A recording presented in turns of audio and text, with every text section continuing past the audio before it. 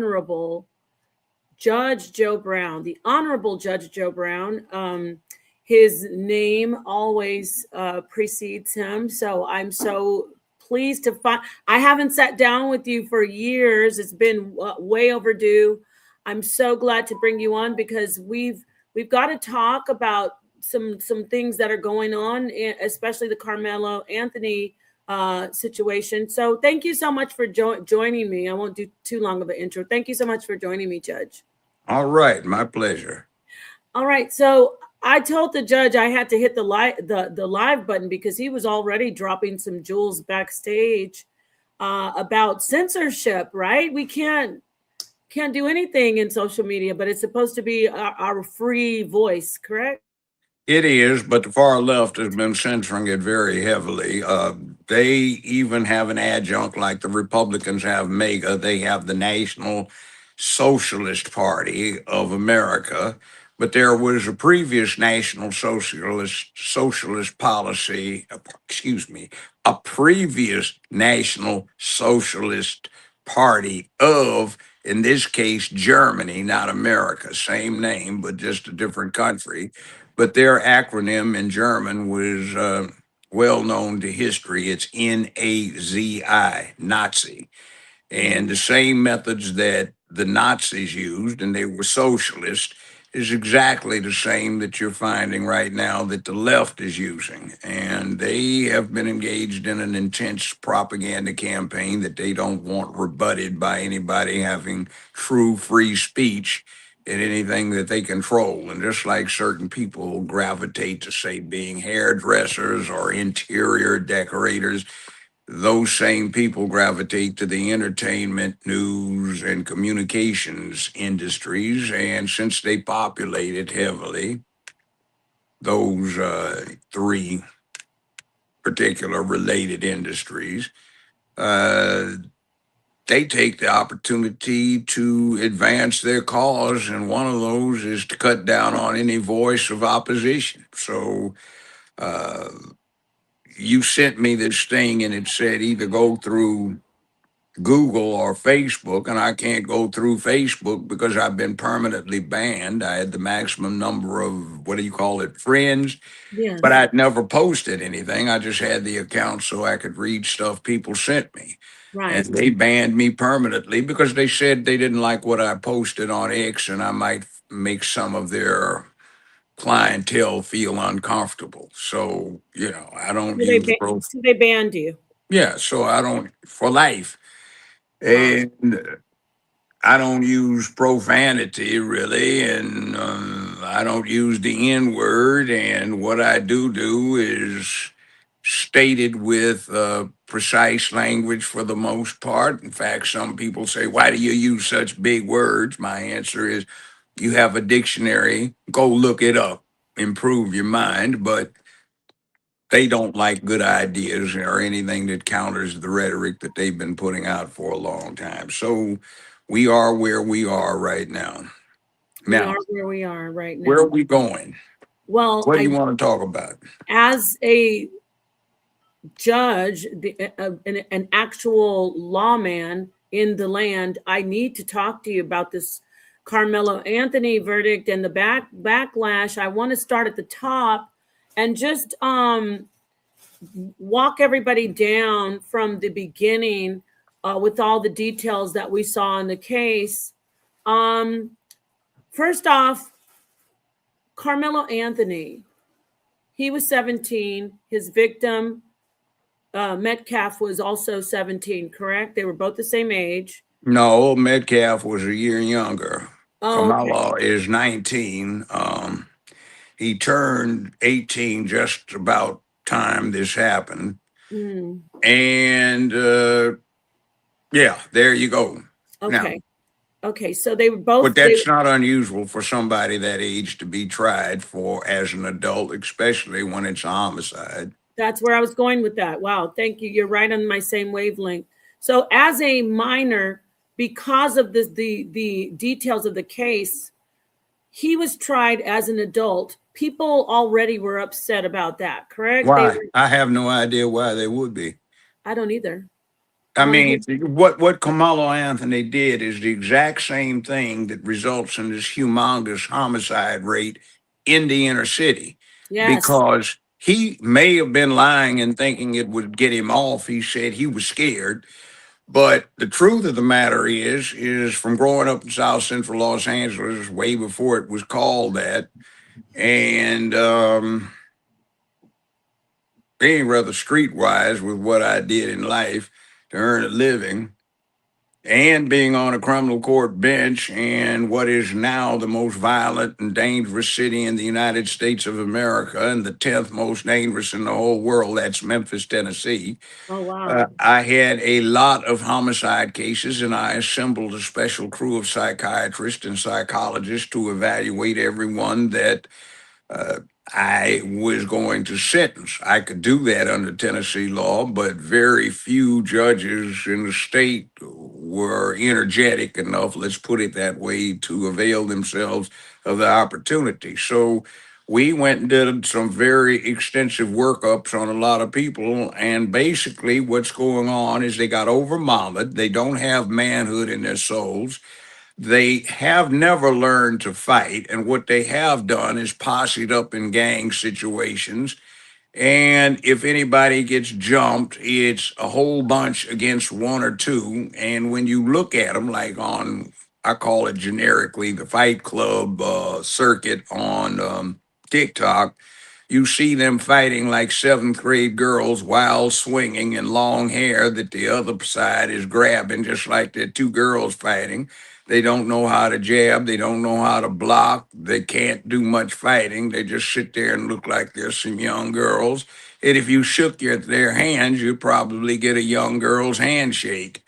Mm, So it's kind of embarrassing to look at that. And that I'm too afraid to get into a man on man fist fight has kept the thing from happening because of punked out behavior. It's too dangerous for other young boys to grow into manhood by getting into these non lethal dominance combats.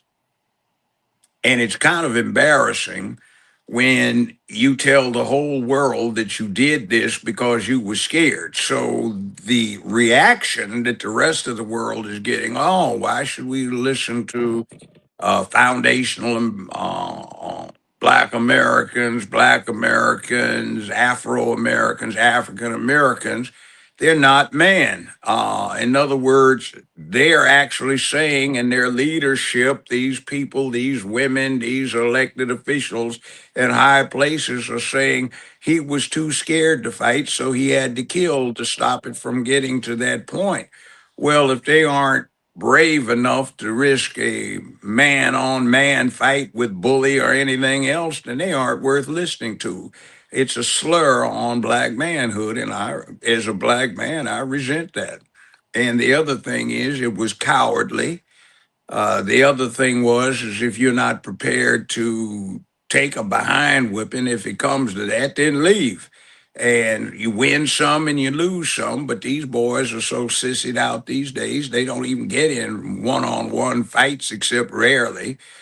Their mothers probably get in more fights than they do from looking at things, and that's not a good example to yes. set for That's anybody. And then you get AOC, Ilhan Omar, you get Jasmine Crockett, and you get all of this splash of black female elected officials and other black celebrities, and they're talking about he should have killed the other one too. And you know what kind of talk is that? right. And Judge, I want to come in here, right? You're what, as they say, you're cooking.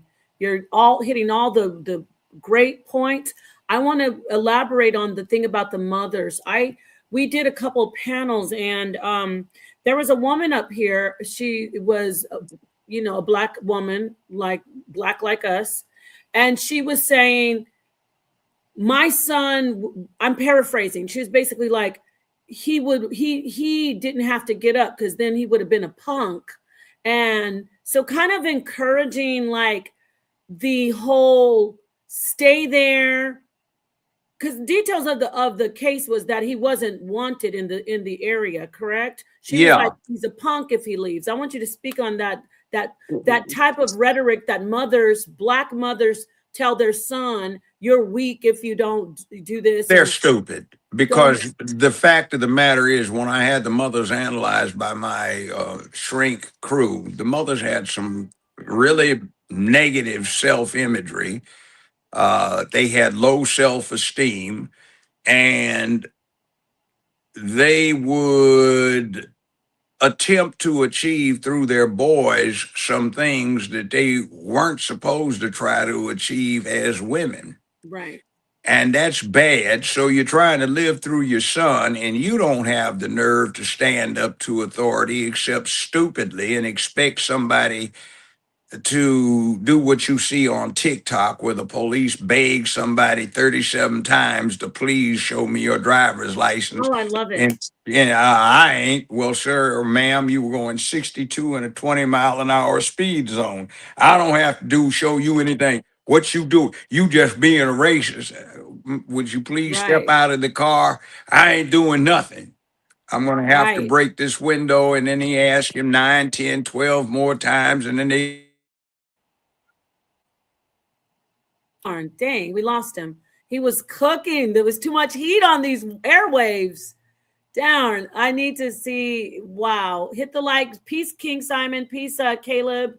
Everybody here. I can't see everybody. I'm not scrolling back, but I see you in the chat. Thank you so much for being here. We're going to see if we can get him back. We lost you right when you were Yeah, I you're know. heating It up the always, airwaves. You're you heating know, up the airwaves. You were saying you asked him so many times, get out yeah, of the car, comply, talk, go back, Judge, go yeah. back. Okay, you're doing 62 and a 20-mile-an-hour Right, speed limit. I ain't done nothing. You just about, oh, just get out the car and act like you have some couth and show some manners. And right. by the way, police, up until fairly recently, when they got out of their squad cars to do a traffic stop, they pulled out their nightsticks and they put them in that loop they had on their Sam Brown belts. All Right. right. Yes. And that was because, you see, what people don't get today, because too many chiefs and sheriffs are worried about liability, Mm-hmm. to getting conned into settling something by some lawyer that's never tried a case but has a good rep to settle stuff for garbage fees. What winds up happening is they forgot that once the state gives an instruction, you have to comply with it. If you don't, you do at your own risk. And when the officer acts, he's also acting at his own peril of going wrong about it. Mm-hmm. But after he asked, and it's clear that you got the instruction and you disregard it, he can beat you until you comply. That's why they had the nightstick, and that's been the law for, oh, say, the country's 250 years old now. That's been the law for about 235 of it. So, Wow. the bottom line is you're stepping out of line, but people get used to it. And what's the thing about teen takeover now, where you get adults talking about goodish fighting racism, and you got them tearing up places, and the cities they live in don't have anything anyway, because everybody with sense is moving the devil out. And um, it's the women and children and the old folk and the decent folk that live in the neighborhoods that do have a legitimate apprehension about going to a gas station after dark, or doing Oh, broad yeah. daylight, or going to an ATM, a pharmacy, a grocery store, going to a movie, or trying to get a bite without getting their car broken into, Right. this kind of thing. So it's always a truth that I go back to that I knew by the time I was 14, because I'd seen people die by then up close and personal. And what the deal was is that it was always the scaredest person out there who would be the first to shoot or stab somebody. Why'd you shoot the guy, man? I mean, you see what you gonna do? Man, that dude wasn't doing nothing but talking, man. Why you do that? Man, man, you just scared, man. Right, You see. Judge. I want to talk about these young. There's two groups of young men. We're not. We're going to put the because every time I say about black young black men, they always say, "Well, what about the white boys Oh, that are the getting hell with it, because somebody else is acting a damn fool. You don't have to either. right, Somebody just committed suicide. In fact, I knew the family, jumped off the Mississippi Bridge and killed himself because somebody gave up on himself and did that. Do you think you're supposed to go jump off the bridge just because right, somebody else does it? And see, you know what is so bad about it is I've been around long enough to hear all of this develop. And you know what is so sickening when you hear that? They think is being manly and black. What they're really doing is parroting what some liberal Karen on the white side was talking about 25, 30 years ago that is now part of the lexicon. So trying to be all pro black, right. foundational black American, male and all this. What they're doing is parroting stuff that the feminist far left came up with several decades ago, and they don't even know it. Yes, that the black man is actually weak. I want to talk about the young black males that you're focusing on with the violence because they're so afraid. Um, why is it that black people cannot see that him plunging a knife into the chest of one of his peers at a track meet, it equates to how they are? Oh wow, we lost him. I don't know if you can hear me, so I'm gonna hold on. We always got to have. There's always tech difficulties. We got to get Streamyard in line over here. While we wait for him to come back, I don't want to ask the question until he comes back. But y'all have heard me talk about how the violence is out of control with young men. And we're talking about what happened with Carmelo Anthony feeling challenged by one of his peers. There was no jumping. We're going to look at the video, by the way, when the judge gets back. He's going to come back. So, I mean, why is it that they don't, black people, black America, African Americans, why are they so up in arms about, here he is, he's back. Okay, I Every got you back. time it gets good, get knocked off. That's I just the know, way it's right? been going I'm these saying days. that. Why is it that black people are so up in arms about him getting 35 years? He's going to probably be out in half of that. Why are 17 and a half, he'll they, be why are they eligible so for. upset that can't they see that young black men are killing people for no reason? And of course they keep focusing on the race of the other boy, but for every one white young man that was killed by a young black man, there's what, 20 more black men killed by black men? Do you see where I'm going? Yeah, Why I are know they that. not? And see, the other thing is if you want to see the significance of all of this, take one and divide it by 360 million. That's the apparent population that's supposed to be in the country, right? Mhm. Not the illegals, which probably bring it over to 400 million. All right. Now, what percentage do you have? You got 0.0000000. So you get to something that is a statistical improbability. In other words, it is so small, it is so insignificant in proportion to the big picture, it doesn't happen.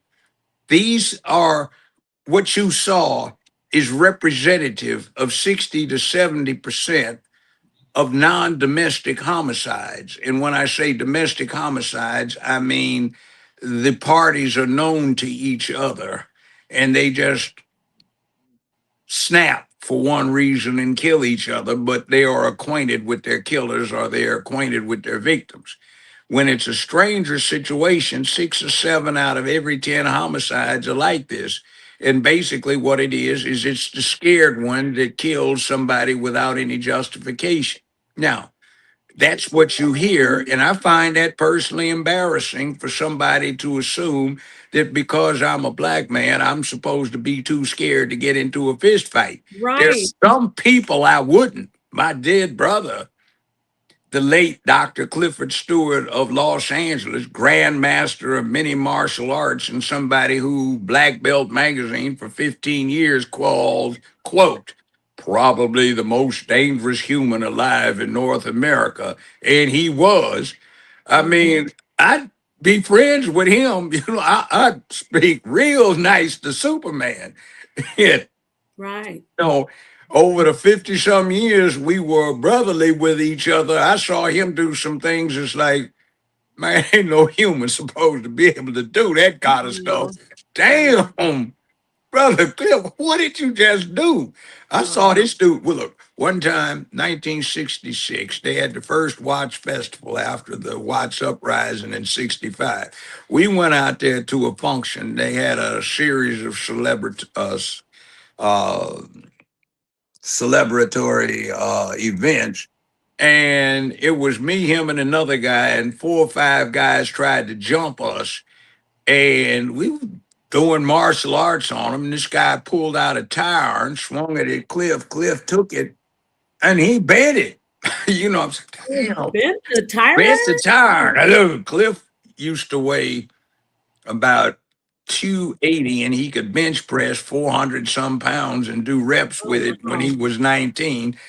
And he dropped it on the ground and the dude said, "Oh hell Oh, no, hell no!" And he oh, started wow. backing up, and It's his something homies, out of a "Where you going? Where you going?" Tired, tired, dude, been tired. Superman, I'm right. out of here. And they Right. all took off. Man, how'd you do that? Key, man. Gee, I put it in there. Ooh, Well, man. you don't pick fights with people. So let's get back to him. What do you think? Why wouldn't he leave? Do Well, you? it's a gang mentality that's out there. You're Right. trying to prove something. And when I Right. grew up in LA, we had the Slausons, Dale Vikings, businessmen, Bobtown, De La Soul, et cetera, et cetera.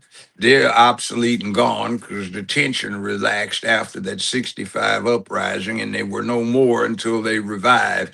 And what was going on is the little crybabies that didn't have a daddy in the 5th grade became badass, joined up a posse by the time they got into 7th, and then they wanted to go for it. And when I analyzed that type years and years later, when I was on the bench, I had them analyzed. They have low self esteem things, Right. and when they get posseed up, they get a chance to vent, so to speak, and convince themselves that they're not the punks that they are.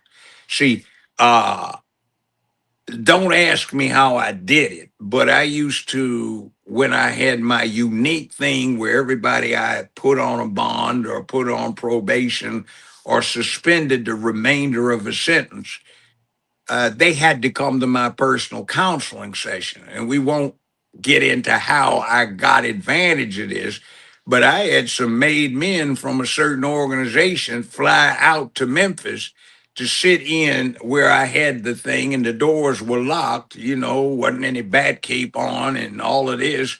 And we'd talk, and they would talk about manhood, and they would say, "This is a man thing. You can't tear up your own neighborhoods, sell poison where you live. You can't do that. You have to be able to count on your people looking at you as an asset.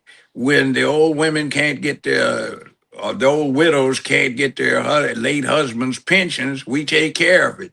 When somebody assaults a young girl, we take care of it. When somebody's got a problem with a landlord, we take care of it. If you're trying to do business with us, that's old time feudalism. We deal with each other, but we do not involve the civilians and we protect them." So they tell, that ain't manly, man. You tearing up people. What you in here for? Judge, what you in here for? And I tell them, "See, you messing up your own neighborhood. You ain't got nothing to say. That ain't man. That punk. You know, that's a punk play." Right. And So it was. right. So that said, everybody in the world has an interesting way of looking at themselves. What they call human in their language is what they call themselves. They're humans. Then the next thing they are is they are men or they are women. And then you divide it into all these other things that we have been conditioned to lead with first. I'm a black man. Okay, fine. But most people in the world, when they think of it, would put man first, and a man who happens to be black, a human male who happens to be black, Right. rather than thinking of yourself as somebody black, which means you don't deal with your humanity because you're thinking of yourself, if you, as you've been taught by the propaganda, Right. you have been conditioned to accept as subhuman. Now, one of the problems with racism in this country that makes it so bad dealing with us is something I read almost 60 years ago in an archive section of a UCLA library. It was an anthropology assignment, and I was reading it.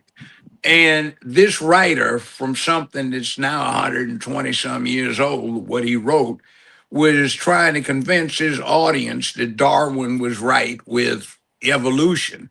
And he was Mhm. saying one has only to look at the African great apes to see how close they are to humanity.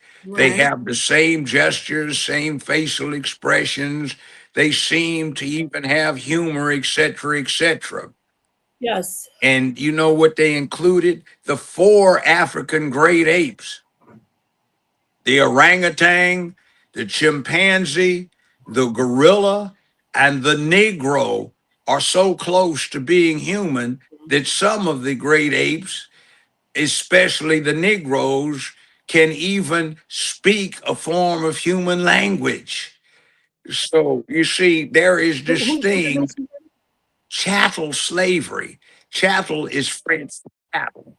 We were looked at as domestic animals because of Oh, the I see. way we endured what was going on. See, one of the main problems with slave keeping societies is the uprising. We had a few, but they weren't big enough.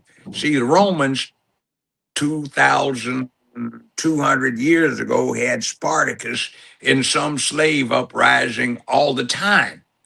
But see, slaves were just unfortunate warriors and people, civilians that got caught up in a war and got sold for profit. But we got into this whole thing and we just embarrassed ourselves. And I Mm. say that because you look at the opposition, the evil slave owners, and I'm saying enslavement is an evil thing that we needed to get away from, but every group on the planet has practiced slavery or been subject to being slaves, and our ancestors who got captured by somebody that looked like them. So Africans were enslaving folk and selling slaves. So if it hadn't been from the African component, there would have been no African slave trade to begin with, but that's another thing. And what winds up happening is they were worried about it, kept worrying about it, but they contrasted us with Indians, and you couldn't enslave Indians because they just died. They refused to do this. And then look at themselves: give me liberty or give me death. I regret that I have but one life to give for my country. See, you take the average black person, and if you give him a choice of dying for his cause, he's too big a coward to do it. But he'll commit suicide because of the shame that comes from that. And when I say suicide, it's socially acceptable suicide. You don't put a gun to your head. You don't take the straight up strychnine or cyanide or arsenic and kill yourself. You don't cut your wrist. What you wind up doing is you get suicide by cop, suicide by overdose. It's not about getting high, it's about trying to die. And half of these junkies that get high all the time, they know it's going to kill them. They want to die, but they're scared to do it quickly. Judge, Or sorry, excuse me. Are you saying that the young men are they're self-destructive? suicidal, they're They self-destructive. self-destructive when they get in these. Yeah. Okay, See, yes. because they ought to be ashamed of themselves. And I'll get to that in a second. But the one I'm talking about is a new thing that we developed with this psychiatric psychological panel I put together. We called it suicide by neighbor. In other Okay. words, if you want to read a good statement of it, Read the book Godfather by Mario Puzo. Yes. In there, the old Don Corleone is talking to his son Michael about that fiend Luca Brasi that in the movie was the big guy that the mobsters were scared to deal with and only Don Corleone could talk to. Hmm. He said, "You need to get yourself a Luca." He said, "Luca hates his own guts, but he's too big a coward to take his own life. So he will mess with anybody, kill anybody, gun down any group of people, hoping that one of them will do him the favor of taking his life. If he gets a death penalty, he Mm. won't squeal because that's what he wants. He wants to die. What you have to do is what I did with Bratzi. I am the only human he doesn't want to be the one that kills him." Now, Mm. that's what Michael wound up finding is one or two like that. But we ran into that, and I got elected to 2 8-year terms. The only two times I ever had anybody act out in my courtroom was on two separate occasions where the state said, "Your Honor, we're not seeking the death penalty." And the defendant stood up and paraphrasing it. He said something along the lines of, "What the hell you think I killed that fool for? I'm going to kill me somebody else. I ain't doing life in the penitentiary. Kill me." Hmm. Interesting. So, So there is this dynamic. And you see, you are a failure. And we have all of this stuff that psychologically is indicative of personal recognition of failure, and nobody talks about it. What the secret to success in today's America, since all of the legal rights that anyone has ever had, legal rights, are possessed by all. There is no more civil rights era because there's no need to change the laws so that under the law, everybody has an equal chance. Now, what happens is the kitchen table. There's no racist white man, no white supremacist sitting on the other side of that kitchen table where that kid from first grade to 12th grade is supposed to be doing his or her homework. There's no mama sitting down, let alone dad sitting down, or big brother sitting down saying, "Do your homework. You're not doing anything else until you do your homework." There's nobody doing that. So, right. what happens is right now in the United States of America, we have badly slid down a long, slippery slope. At the end of the Civil War, 1865, Union General Grant in his memoirs talks about a survey he had done of the Union Army. Now, at that time, 1/3 of the Union Army was black. And the interesting thing about that was, is the black component of the Union Army was larger than the remaining Confederate Army. Just keep that in mind.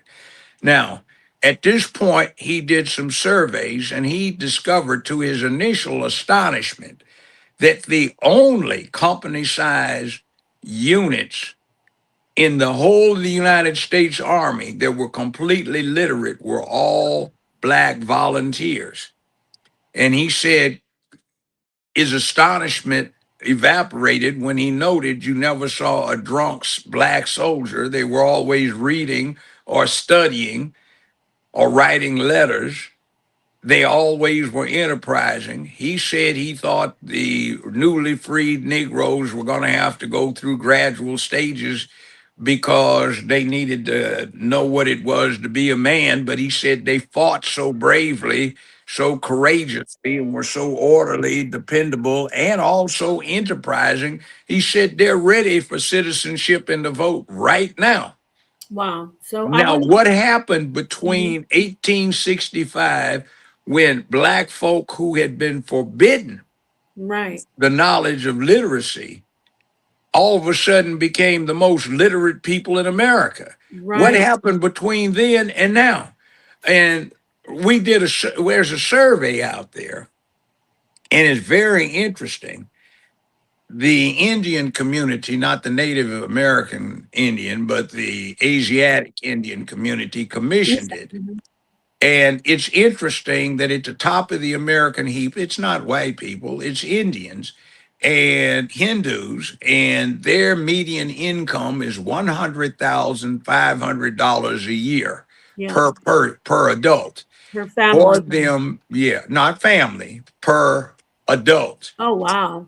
And the other thing is that their educational level, some 72% have 4 years of college or more who are 25 and over. For black folk, it's 7% have a college education who are 25 and over.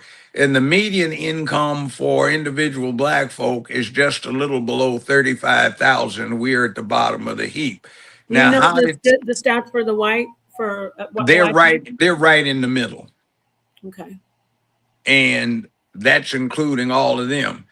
Now, that is a disgrace. And there's also something disgraceful that's happening right here in Memphis. Memphis is probably the largest predominantly black city in America. It's also the most violent. And right now, everybody from dog catcher to both mayor, city, county, board of education, city council, county commission, chief of police, sheriff of the county, 60 some percent of the judges, for instance, are black and female. 75% of the jury pool is black. 75% of the cops and the deputies are black. And it's the most violent city in America, and I've watched the leadership devolve from pretty good, even if somewhat crooked, down to just downright venal and incompetent, with no character and relying exclusively on color with no capability or competence. And the city has lost everything. We don't even have black club here. Well, let me ask you a question, Judge. Where do you see blacks? Because you talked about Eastern Indians and where they are as far as education and income. Now, I want to ask you, where are the priorities for Black Americans? Because Well, I have some ideas, clothing, appearance. They want to appear to be well, you look like wealthy. you don't look wealthy the way the typical homeboy or homegirl does. You look like you ought to be pushing a Where are the grocery what cart with some lawn bags in it. where okay, where are the okay, that's a little extreme, but I get what you're saying. Where is it priority for if you could just outline what are the priorities of the average Black American adult? What are their priorities? Oh man, every time we get something good, we lose him. I really wanted to hear from him about this. And if this is rubbing anybody the wrong way, just take a stick and bite down on it, grin and bear it. Some of this information may be a little jarring for some people, but hey, this You hear? this is a yes, this is an elder judge, Okay. black Let me male, say so this. listen. But I want to get back to, I was just trying to like talk to the Okay. audience. Just answer me, where are the priorities of Black people The today? priority is to fit. The priority is off in some nebulous, waste a lot of time field. This is the 21st century. It sickens me when I say we need to go get us some land and we need to grow some fruits and vegetables and we need to go back to segregation. Why the hell you want to jump back into the late 18th, not even 19th century? This is the 21st. And then you see, Judge, uh, you got any ideas of where I can go look for a job? And I'm talking to somebody's grandchild. Well, what was your major? I had black studies. Why'd you waste your time? Huh? I want to learn about my people. Why don't you just read up on that yourself and get something that could get you a job, or you could understand the technology and how the world works? There's engineering, science, math, all kinds of stuff like that, but you chose the black studies. What a waste of time. Are you going to teach it? No. Well, you we going to teach school? Well, yeah, maybe I can teach school. Well, you go on down here to Memphis. If you got 4 years of college, they start you off at $32,000 a year, but they'll hire you if you only have a 2 year associate degree, but it's only 28,000. So that's what you want to do? Hmm. Well, no, I'm gonna grow. You can't make a living as a farmer. these days unless you are a mass corporate farmer, and then we subsidize them because a lot of the American investors went overseas. And if you go to the produce department, it says Brazil, Argentina, somewhere in South America, Venezuela, Venezuela. Mexico. It doesn't say produced in the United States. And we subsidize these huge corporate farmers so they can stay in, and when occasionally there is a need for the food they can produce, they have the means to do it. Otherwise, we subsidize it by paying for the stuff and putting it in a warehouse someplace, or turning the grapes into raisins or something, or making wine out of it, which is a growing industry. So why do you deadlock yourself with something that's not going to go anywhere? Why do you spend so much damn time in the student union playing bid whist or spades instead of putting your head to work and getting it together? Now, I know Mhm. some billionaires. I've had a few sit up in a house or two of mine and have dinner. My last ex was a social climber, and we had a place, two places up in Aspen and other places around the country. And I'll tell you this, other than the trust funders, which they despise as little leeches, uh, the average billionaire, multimillionaire, his light work week was 60 hours a week. And, most people are worried about getting off, fighting the traffic jam, getting home to dinner, watching something on TV. These guys are doing research and doing paperwork and trying to scheme. Mhm. And you see, we have to be acculturated and socialized to nothing comes free. But you see, the culture we have been into is because it is not because, but it is about getting something for nothing. In other words, our rap artistry really got into rap deep when they started switching from brag rap, which they did in the late 70s, early 80s, Right. down to the gangster stuff where they were talking about moving grams. So people ideated Right. for a little bit of work, they could, be eating shrimps, not shrimp with a P, but putting an S on it, and champagne No, and not shrimp. Wait, Judge, it's scrimps. yeah, scripts and all of this stuff, and yeah, and smoking a cigar and got lots of half naked ladies bouncing around when the ladies look like their mamas and grandmamas who are only like 14, 15 years older than them and still walking around in booty shorts and halters trying to get laid in the hot July sun with a 40 ounce and a joint in hand, or doing some coke or maybe a little bit of something else now, a zombie drug. But, it is interesting what happened to see how we went downhill from a plateau. Right. Now, what I do is I don't care whether you like it. I've had a good, fun filled, well compensated life that I earned. I gave a lot of myself free of charge doing pro bono work for a lot of people. Mhm. I paid my dues. Uh, I put it on the line, and I don't publicize everything I did because the statute of limitations hadn't run on some of it. But it's not ignoble. I can hold my head up, smile at myself. I've had lots of pretty ladies, and people, oh, well, you run around. Oh, man, get off that old feminist stuff. I don't have time for it.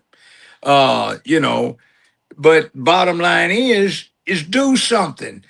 We did not have opportunity like we have right now. Right. And it's you didn't these folk didn't grow up riding in the back seat of dad's car and a Right. bullet going through the back door, and you got a coke bottle you're holding for your mama and it shatters because the bullet went through, Mm. or you're in college graduating and it's 1968, 69, and you're going out to Anaheim to a laboratory, and this is in California, and you're 2 blocks from the Disneyland parking lot. And what you're looking for is in an alley, but nobody told you that. Cop pulled you over and said, "Excuse me, you appear to be lost." "Yes, sir." Uh, "Are you looking for such and such lab?" "Yes, sir, that's it." "Well, it's in this alley. Everybody misses it. And he gave me and the other couple of guys precise instructions on how to get there. We were picking up some samples for a professor. He said, now let me say something. It's wintertime and it'll be dark in less than 40, 45 minutes. Now, if you're still here after dark and I see you, it won't be yes, sir, no, sir. It'll be nigger. You understand what I'm saying? So Oh, complete wow. your errand real quickly. What year Uh, was this? What year was this? 1968 or 69. So anyway, um, yeah, Inglewood is the wood now. Black folk run it, black mayor. When I was in UCLA, Inglewood, and when I was in high school, you did not drive through after dark unless you had the look that you were going someplace, or you Yeah. had some white guy's written up excuse that you worked for him, or you could prove you worked out there. You did Right. not go through Inglewood. My family's there in Hawthorne, to be specific. Yeah, Hawthorne. Hawthorne too, right? Black folk didn't go to Hawthorne. Right. Now, see, world is changing, and then it's coming through to a fundamental change, which so many of the so-called black leadership does not get. Um, Mm. it's got a lot to do with the illegal alien invasion. See, California, New York, New Jersey, Illinois, Michigan, Minnesota, they're essentially blue or left wing states, all right? And they do this rainbow cult thing is a secular theology they're trying to push like it's a new religion. But they are in danger because of population loss and losing at least 6 members of the U.S. House by 2030, which is 3.5 years from now. Right. So, in order to keep that from happening, there is a huge population influx of illegals that don't have that status designated or didn't in the last census in 2020, and they're trying to keep the population up. But that considered what's going on, and it's been a process that's probably been sped up by 10 to 15 years, is America becoming a nation that has no ethnic majority anymore. Everybody will be a minority, but the largest minority will be Hispanic, not white and not black. And you see, right now, we've just about lost our opportunity, window of opportunity to do something about having the number of black representatives we have in Congress doing something for us, because shortly it will be a Hispanic large block, and they don't care about stuff like black reparations. They They don't sure give a don't. damn. They don't care about whining about DEI. They'll have the jobs. Right. And we elected enough black officials to do anything that's necessary to advance the black cause. But they've not been advancing black, they've been advancing rainbow. And most of them, to look at them, listen to them, and observe and be familiar with what they've done, they're straight up rainbow. And you got to worry about what they're doing to get their freak on in the bedroom, and that's their business. But Right. tell us, you want us to vote for you because you are black, but you don't pass black legislation. You pass No. rainbow legislation, and you Right. try to sissy up all the boys. And that, by the way, is a feminist Karen act. We didn't call her that back 50 years ago, and that was caught up with the anti-war thing. War is a man thing, man. We need to be about love, man, not war. And man, if we need to change the way we boys are raised to be in, man, need to raise us like girls, man, so we will emote and cry and shout and let it all hang out instead of being so uptight and under self-control and then exploding into war, man. Well, let me ask you about this because you have a great point when we get talk about immigrants. Um, I want to take it back to focusing on black people on this live, which we are centering talking about blacks in society. And then I'm going to also show the video, a little footage of Carmelo Anthony, because everyone's saying he got jumped, but I digress.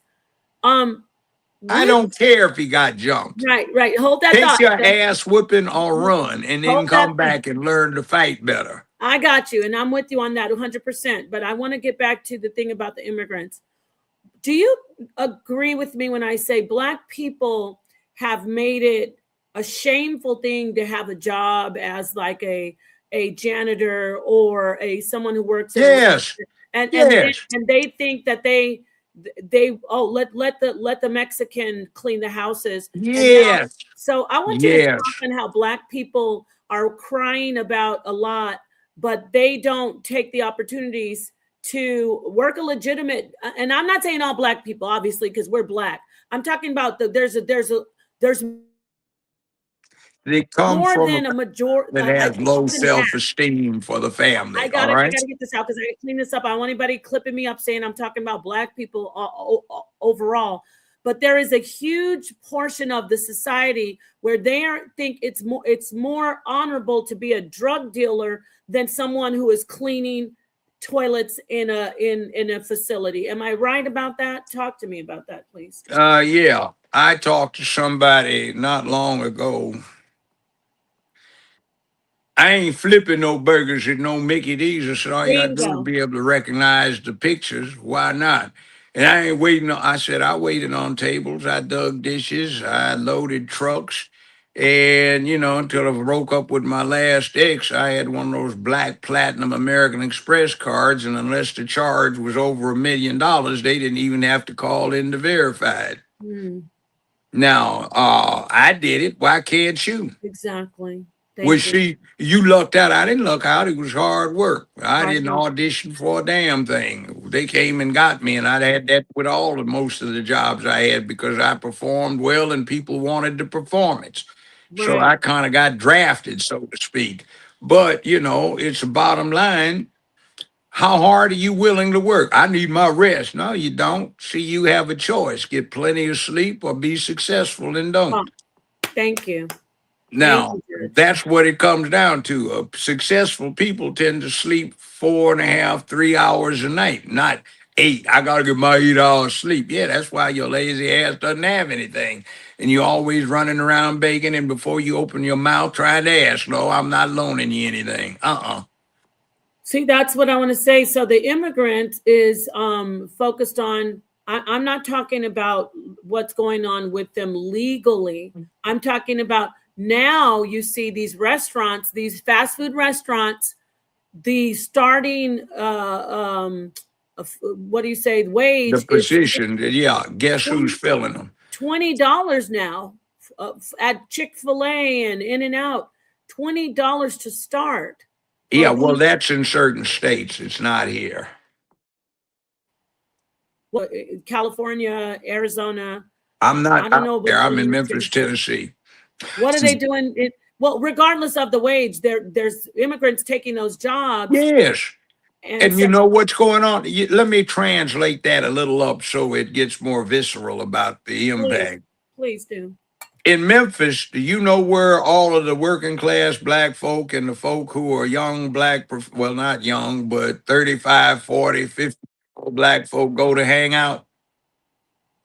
Where The Happy Mexican. is that a restaurant? Yes, and it's a pretty good bar, and that's where everybody goes. The parking lot is crowded. The place is crowded. Uh, Mexicans own the franchise, and they literally trot Wow. when they wait on the tables. They're hustling. They get it, Senor, come, hey, como se va, Senor? What can I do for you? And they take the order. The beer's cold, and they serve in large portions. The drinks are well done and a lot of alcohol. The music's good, and it's fairly peaceful in the place. Okay. So we don't even have any large black clubs except Penny Hardaway has one right across the street from the FedEx Forum where the Memphis Grizzlies basketball team plays. And other than that,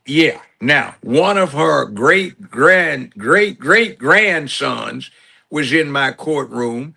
He was 29 years old, and this clown had 47 or 48 children, never paid a dime in child support, and about 35 or so different baby mamas. See, this is the thing. Yeah, go ahead. You Oh, want it gets worse. When I retired in 2000, this woman had 3,400 plus lineal descendants, and she wasn't but 63 years old. what? That's remarkable. And no, it's not. We tracked five women total. She was one of four. One of the women was white. And between those five women, by 2008, they had almost 200,000 lineal descendants in the West Tennessee area. Nobody knew it because nobody was tracking it. What? So when you start talking about what's wrong with us, you started getting those who took advantage of the late 60s being an era where most state colleges and universities did not have any tuition, or if they did, it wasn't significant. Right. The main thing was just paying for where you were going to live and get to school and where you were going to stay. So a lot of people avail themselves of the opportunity to escape. So we got the ones that were left got into this hustle mentality where the Johnson administration in 68 came up with that Mhm. safety net. Yep. So instead of getting the welfare to help out the children who were needy, they had children so they could pay for themselves and had grandmama keep the babies. Right. That was the welfare era when it Yeah. when we embarked. And eventually they cut it back so it wasn't an unlimited increase. They'd cap it. This is all Right. you're How going to many get no children? matter. I think it's at 12 children. Yeah. And then see the other thing was is juvenile courts were really bad. Judge, this ain't my kid. Well, I tell you what, you feed it long enough and it'll start looking just like you. So you had a whole bunch of fathers who knew they weren't the fathers, but they'd been accused because they were the ones with the jobs working at International Harvester, John Deere, Firestone, Ford, Chrysler, or something like that, or MGM. And they got accused of the paternity, and there were no DNA tests back then. So you got this resentment build up.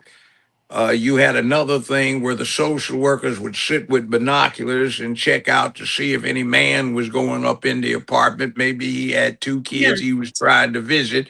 They'd cut the Right. check off. And when I first started practicing law 50 plus years ago, number one case was getting a check cut back on because somebody had tried to play dad, so they got shooed out.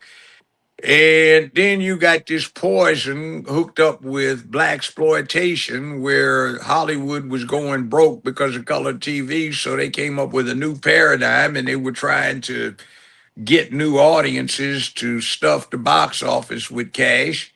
And they came up with the black exploitation movie because instead of just trying to uplift black folk, they went to the lowest common denominator. They don't want to see Sidney Poitier be Mr. This, that, the other. They want to see themselves. So we got pimps, hoes, drug dealers, Right. burglars, thieves, murderers, gangsters, everything else. And that was what became legitimated. And then after Superfly, man, I gotta get me into that cocaine, man. That's some money, man, and then he started seeing all of that. Right. So, And it mhm. became absolutely ridiculous to see what we did to ourselves. So If we had a move, that's that I want talking about when you say the movement, it was a very distinguished group of black people trying to better us from pull well, no, no, ourselves no, from no, our no. Get off bootstraps. of the distinguished. It was ordinary black folk Well, trying to work together. But what happened? well, I say distinguished. I say distinct. I'm talking about rich. I'm talking about with morals and honorable Yeah, people. oh, That's what I that consider kind. distinguished. Ordinary black Yes, folk were upstanding right. people. We I call worked that hard distinguished. and we Yes, tried to do better and dealt with self improvement. Right. But what happened with the groups that were backing this up, and the peace in the neighborhood went to hell because we had too many Al Sharpton type hustlers back then. We Mm. had too many Maxine water, wastewater type hustlers. We had now much older editions of uh, Memphis girl, educated, what's her name? Jasmine Coonhead Crockett, Oh, and Hakeem Jeffries types, or Johnson mayor in Chicago that came along, but they weren't the mayors that we had then. By the 1970s something, every one of the largest cities in America had a black mayor. L.A., Chicago, New York, governor of Virginia, this kind of thing. And the people that they have now aren't them. The people that they have now are scared to walk out in the streets. They have to have cops, massive contingencies of cops to keep them safe because they don't connect with the people they represent. And they don't even represent black, they represent rainbow. And you wonder what they do for their free time and what they got initiated into by doing. uh-oh. Darn it. He got kicked off. I wanted to, while he was talking, bring this up. We're going to wait for the judge to come back. I know this is a tough pill to swallow, but, he's got a lot of points here. When I walk into, I went out of town recently, and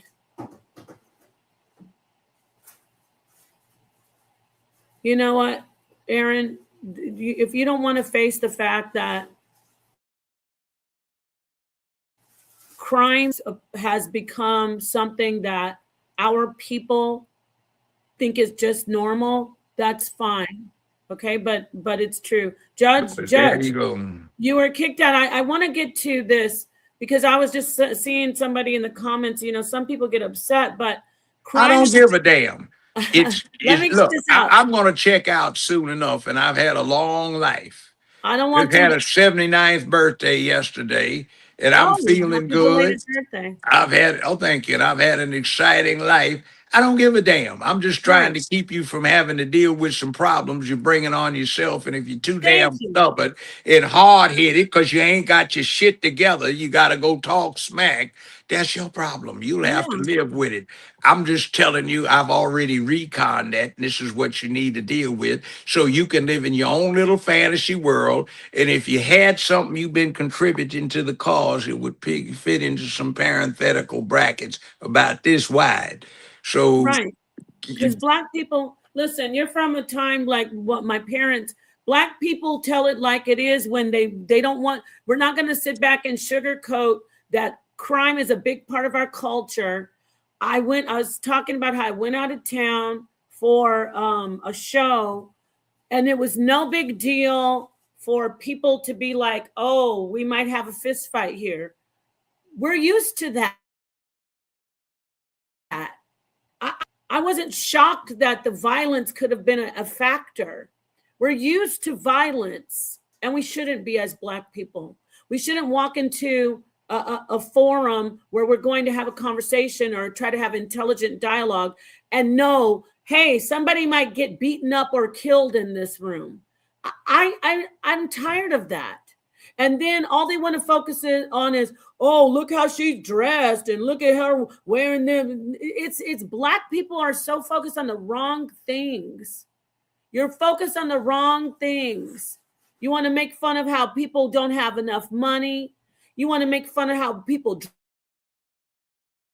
dress. You want to look. What about what's going on with the core character of us as a whole? You don't want to talk about that. And it's a big deal that black people are out of control. You glorify drug dealers, you glorify sluts, you glorify prostitutes, you glorify pimps, you glorify get money, and you have no values anymore for the most part. Now, for the black people who are not like that are friends of mine and are my audience, the hit dogs holler. But if you're in here crying about a black man, an older black man who lived through civil civil rights era. You heard him where the cops told him, "We're going to call you the N word if we see you here," basically like sundown. You don't like to hear, "You're too soft." He's right. You're too soft. No, of course not. I'm black, Aaron. What are you talking about, all black people? I'm black. I'm talking as I'm putting all of us together. We're all one whole. So obviously, I'm not talking about all black people, possibly not you.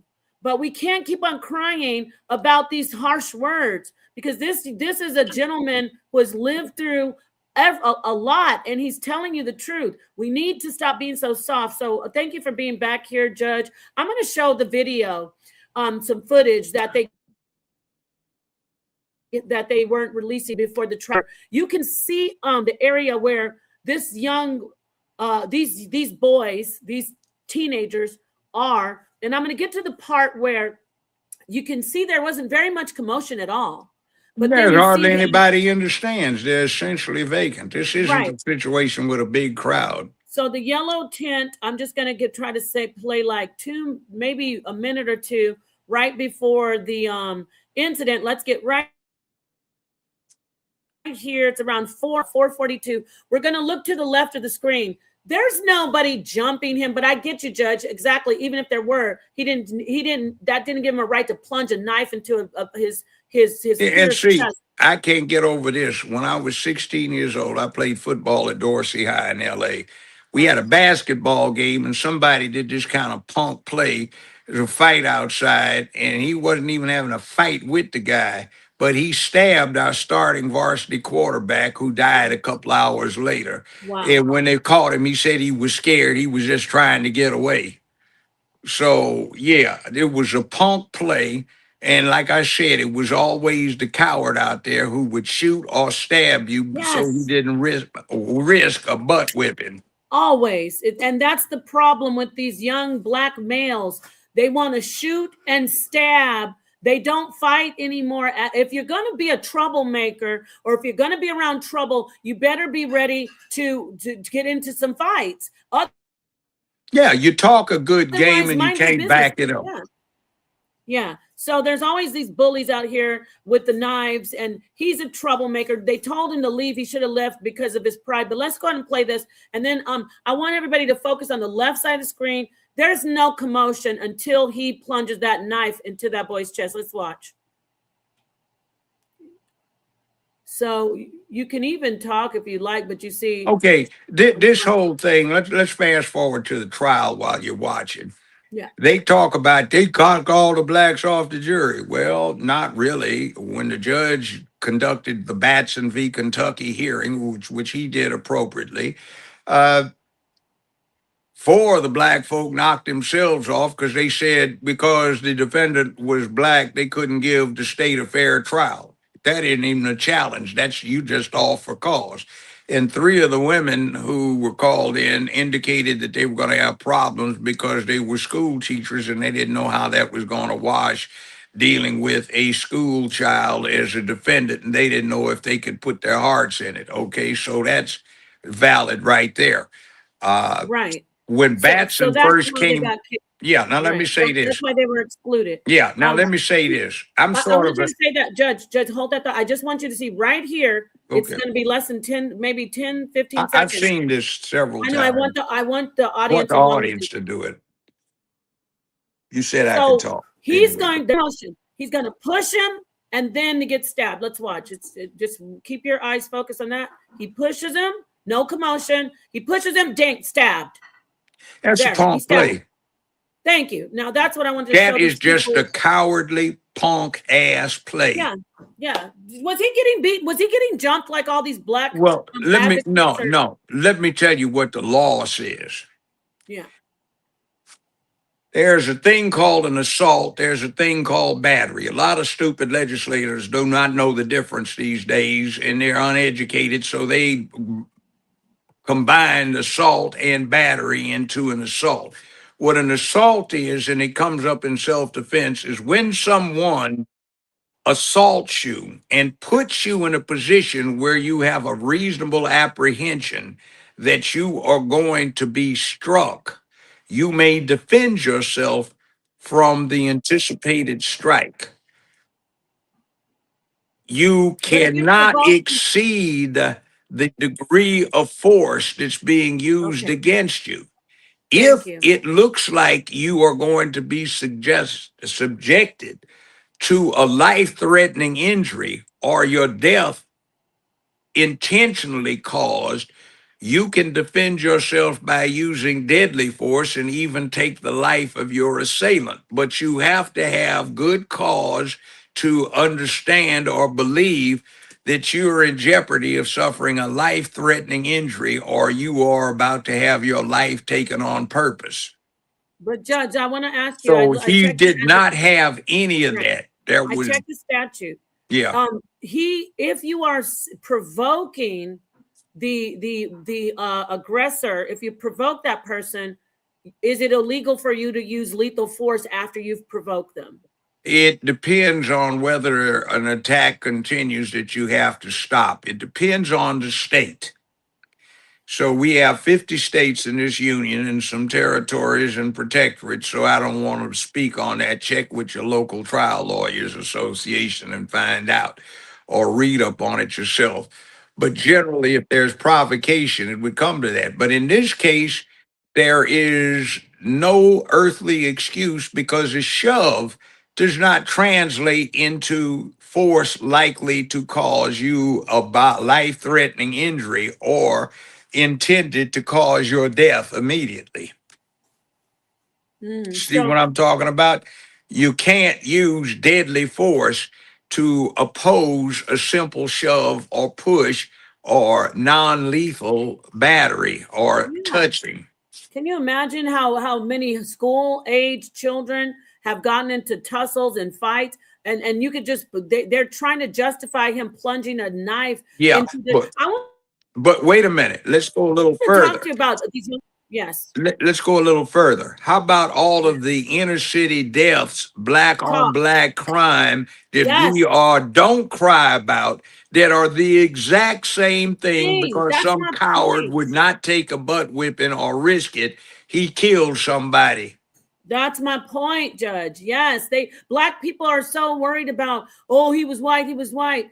No, first off, and let me say they're saying it was racist. When you hear that 911 call, the kids don't say a black guy stabbed. Even when they ask him to describe, they describe the guy, they start talking about his clothes. They don't say, oh, he was black. So they make it like it's a race thing, but black men, young black men are killing each other, young black boys, teenagers, and black people are not, you should be happy that there's a precedent, right, Judge? Like you're going to get 35 years for doing something like this. He should have gotten life. Yeah. So there are, Look. Let me say this. I think he I'm should have gotten sort life. of an authority on Batson. I wrote a 12,482 page brief to get the youngest person in the world off death row. I got a stay of execution along with a retained local attorney down in Arkansas, 23 minutes before they were going to execute the youngest person on a death row in America for supposedly killing three white people when he was in the seventh grade. All right. I A got black the male. yes, and I got the conviction reversed by an all white, all male Arkansas Supreme Court acting unanimously on the Batson issue. Right. So I know what I'm dealing with. I was a judge and handled it all the time. And sometimes it's not, see, a jury of your peers doesn't necessarily mean that everybody has to have somebody that looks like them. It's just, is this person in the same economic circumstance as you? Is he coming from the same area? Does he have the same understanding of the law, value system, and things like that? Now, I wound up, one case stands out. This has been 45 years ago. I represented, along with another gentleman, a young man who was 16 when we went to trial, and Tennessee wanted the death penalty. We hung that jury up with one sister who jumped up and started talking about Teach on that, brother. Teach on that. I said, amen, sister. There's more in this sermon to come today. Just sit on down. And she hung the jury up. We tried this boy again about 6 months later with an all white jury, and they acquitted him. They didn't even stay out 35 minutes. And the mother of a federal prosecutor was on that jury. And about 8, 9 months later, somebody else confessed to the crime.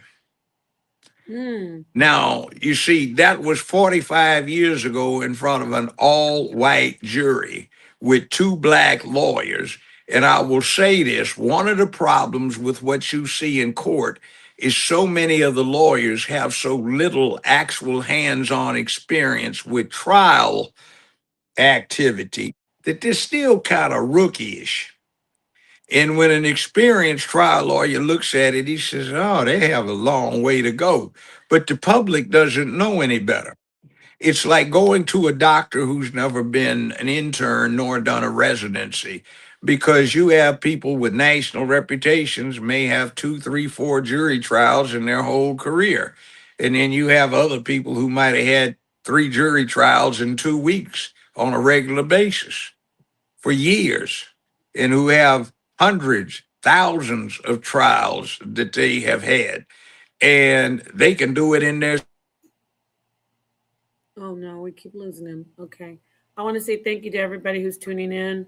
Please hit the like button. I know this is a very tough topic for a lot of people, but we need to talk about this. We do. We need to talk about this without sugarcoating it. You're back. We got you back. Whenever you're cooking, oh, we lost him again. We need to talk about this without sugarcoating it. We cannot kid glove each other. Okay? We cannot keep on telling black people, oh, well, it's okay. We have proms being shot up by young black males who aren't getting invited and their feelings are hurt. Like 5, 6, 7 reports of proms being shot up. We guys, we can't keep on acting like this isn't a big deal. And who should we not go to? Who's not better? Elderly, successful, law-abiding, well-known judge, retired judge with all this history. And he was a part of the civil rights movement. So I hope we can get him back. Yes, here he is. We got Judge Joe Brown back in the house. Whenever it starts getting, you can start cooking, those airwaves start acting up. Go ahead, Judge. Okay. Continue. All right. And see, when you get these kind of situations, you listen to a lot of crap that's out there. One of the big things that hangs in there is all these innocent brothers get convicted by these racist juries because of white supremacy. Right.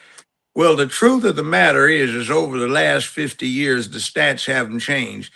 There's just a little more than 2% of the population of American prisons that got convicted by a jury. 97+% pled guilty. And out of that 97%, about 83 to 86, 87% confessed. And when you got a chance to look at the recordations of the confession, it wasn't, they made me do, they tricked me. What you see is this OG out in your courtroom trying to play badass for his posse. He's Yes. got snot running down his nose, crying, and I want to see my mama. You let me see my mama. I'll tell you anything you want to know, son. This is a very serious charge. A suggestion, you need to stop right now and we'll get you a lawyer. I don't want a lawyer. I want to see my mama. And it wasn't me, it was Stomp Daddy, Little Earl. They the ones did it. They made me do it. You know, like, oh, please, this is embarrassing.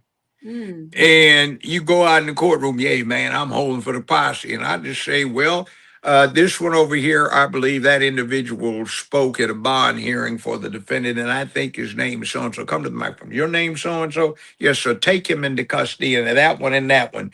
The defendant has identified them as the unknown missing suspect and suspects in this armed robbery. Please take them into custody right now and they'd grab them, throw them in the lockup. And the court at this point will show no bond being set. At this time, please set in a couple of weeks a bond hearing. I think it'll take that long to prepare it. You Mm. see, so you get these situations where they tell, so mama, I wasn't even there. They putting the case on me, and you represent this fool. Man, what you mean you weren't there? Well, I wasn't there. Well, how do you tell me that guy couldn't ID you because he was smoking a cigarette under the light pole? How you know that if you weren't there? Well, see, I wasn't there because he couldn't see me. He lying. I bet. They got 7 witnesses that put you there. 5 of them gave the police your mama's address. Now, Oh what are wow. you talking about? And then you talking about this one Wow. couldn't see you because he was smoking a cigarette. So how you know that if you weren't there? Well, see, I was there, but I wasn't there. Oh man, oh, you see, you get all this nonsense. Or we bought this case, man. It's a real heavy case. Me and my lawyer bought this case off, man. What do you mean bought this case off? You were in the back seat of a car, and there were 2 roaches in the ashtray. And I had the prosecutor drop the charges because they couldn't sustain them. What What are you about being talking about? guilty? But what about these young men? Talk to these young men out here that they know they may be going to school, they live in the hood, but they're guilty by association. Their cousin is a drug dealer, or their friend is a gangbanger, and they decide to take that ride, and then they get caught up Yeah, in some what big you asked for it. talk. There's an old saying that every society has a version of for Birds as of a feather, long as anybody can remember. birds You of a get feather. judged by the company you You keep. keep, yeah, yeah. And then, Birds of see, a feather flock together. yeah, and then see, here's this other thing. Lawyer Brown, they just putting the case on us, man. This is when I was practicing law 36, 7 years ago. What do you mean putting the case on you? It's Mm, 4:30 something in the morning. mm-hmm. You're in a neighborhood where you know you don't belong. You got the music turned up so you can share it 4 blocks away. You have one tail Why? light out. Your Woo. registration is 2 months out of date. Your driver's license is expired. And you sitting up there, you smoking joints because you looking at the big houses just in case you decide that there's something you're going to have to come pay another visit for. And Yep, you're that's not what you lying. telling me. What's wrong with you? You're not lying. You are not lying. It's like some kind of mental illness where they know they have these warrants. They know they don't have the headlight. The music's blasting. Remember the cop that got killed by that man that was sitting out in the front of those apartments and smoking weed? You remember that? Oh, there that happens all the time. They made that black male who killed a 21-year-old police officer. They made him like he was a hero in our community, in the black consciousness community. They made him like he was a hero. Oh, we got to free him. He was framed. He killed a police officer. And then you know what? See, people ain't gonna call nobody, sir. Excuse me. Your name is Thomas Jackson, right? Sir, that's your name. And you notice the court just called you, sir. Right. You notice that everybody in here that's got a high paying job, runs a business, has a degree or 2 or 3, they call everybody sir, ma'am, please, may I, thank you, pardon me, excuse me. And you sitting up here being crude, and you're the one that's unemployed, you're the one that dropped out of school. Mm. Do you notice any connection here with your behavior and that of these people who are successful? Well, I tell you what, you decline to say, yes, sir, no, sir, ma'am, thank you, please, may I, pardon me, or you call somebody by their first name again. Mr. Williams, would you please check and see if your key works in lockup? And if it is, the next time he utters anything like that, go use it and take him back there and have him have a little time out. We might Yeah. get to him in a couple of days, and Yeah. those home training manners suddenly kick in. Right. But they didn't get those manners. And because I saw somebody in the chat say, we don't have to say that anymore. It's how you're raised. It's That's about what the hell's wrong with you. What do you mean you don't have to say that anymore? It wasn't right, because right. somebody was making you As say a it, judge, fool. It was right, because you had respect for yourself. It's a right. courtesy. As a judge, I want to talk to you when I've been in court these recently for like a traffic situation. I hear barely anyone says your honor anymore. It's like, do they not? And understand see, when you. that's because we have judges that are just like I said with some of the lawyers. Our judges I know sitting on a bench have never had a case as a lawyer that involves what they're presiding over. Mm, they don't. Let me give you one. Let me give you one. This person sits on a federal appellate court. They put their husband through law school. Mm-hmm. When they had three children, they went to law school. They passed the bar. They got sworn in as a brand new lawyer, and 4 days later, got sworn in as a superior court judge. That was the biggest rookie in the courtroom, is the judge. And within a year and a half of graduating from law school, this person, due to politics, got made a federal district court judge. Now, Mm, what do you expect from that? And see, I know that myself and every black judge in Shelby County went on a holy crusade along with the black lawyers. And one of my mentors, the late H.T. Lockett, Judge, his honor, a fine man, lived to be 96 years old. He said, "Excuse me, counselor, you just called this guy Jackie. Mr. Jack Wilson is 74 years old and you are 36. If you call him by his first name again, um, you're going to be escorted out of the courtroom. The court's going to bring Mr. Jackson up here and we're going to see what he would like to be called. If he wants to be called by his first name, fine. If he says last name, you got a 10-day free vacation courtesy of the high sheriff." so is that contempt or no? Yeah, that's what he was saying. You do it again. And we got it so everybody was yes, sir, no, ma'am, please, thank you, may I. And it ran respectfully. And you represent the state of Tennessee or state of New York, state of California, state of Illinois, not yourself. It is not. I think you need to, you are in a third person. The court is not impressed by that. Please explain to the court. It's not me. You have an office. And when you're courteous to somebody, that's like you see warriors, whatever the race, Zulu warriors, French warriors, Japanese warriors, it doesn't make any difference. They bow to each other, they are Right. respectful, they call sir, Yeah. my lord, and all of this because powerful men have respect for their stations and what they've earned, the respect and the position and the acumen and the renown. So you respect that. The reason we have this lack of respect is so many people, excuse my language, ain't doing shit. So they want to eat, bring everybody else down to their level, and it doesn't work that way. That's why we Right. have so much violence because nobody knows how to be respectful. They don't want to be respectful, and they haven't been raised to show that it is important to be respectful. That's why I said it's not just blacks, everybody. I'm saying they don't even say your honor to the judge who has Uh, the what, ability to.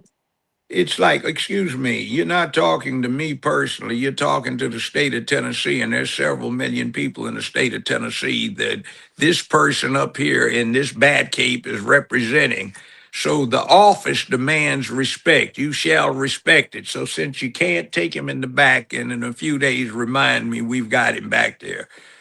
Okay, now move on to the next thing. You'd get instant respect. And by the way, sovereign person or not, that's what you call the power of the state or of the government. Now, take him back there. And in a few days, remind me. Now, next matter. And you see, you break all that stuff up. And then the other thing is, see, there's another part to it. When I first started going to the upper courts, I remember one time this lawyer and this judge got into a certain animus. "Mr. Thompson, you got a problem with the coat?" "Well, yes, sir, I certainly do." "Well, Mr. Thompson, the court would invite you to settle this man on man, perhaps behind Benton's at 4:30 this afternoon." "Well, Your Honor, that'd be great." And these old guys met up behind Benton's. It's not there anymore. It was a series of bars where they now have the Justice Center.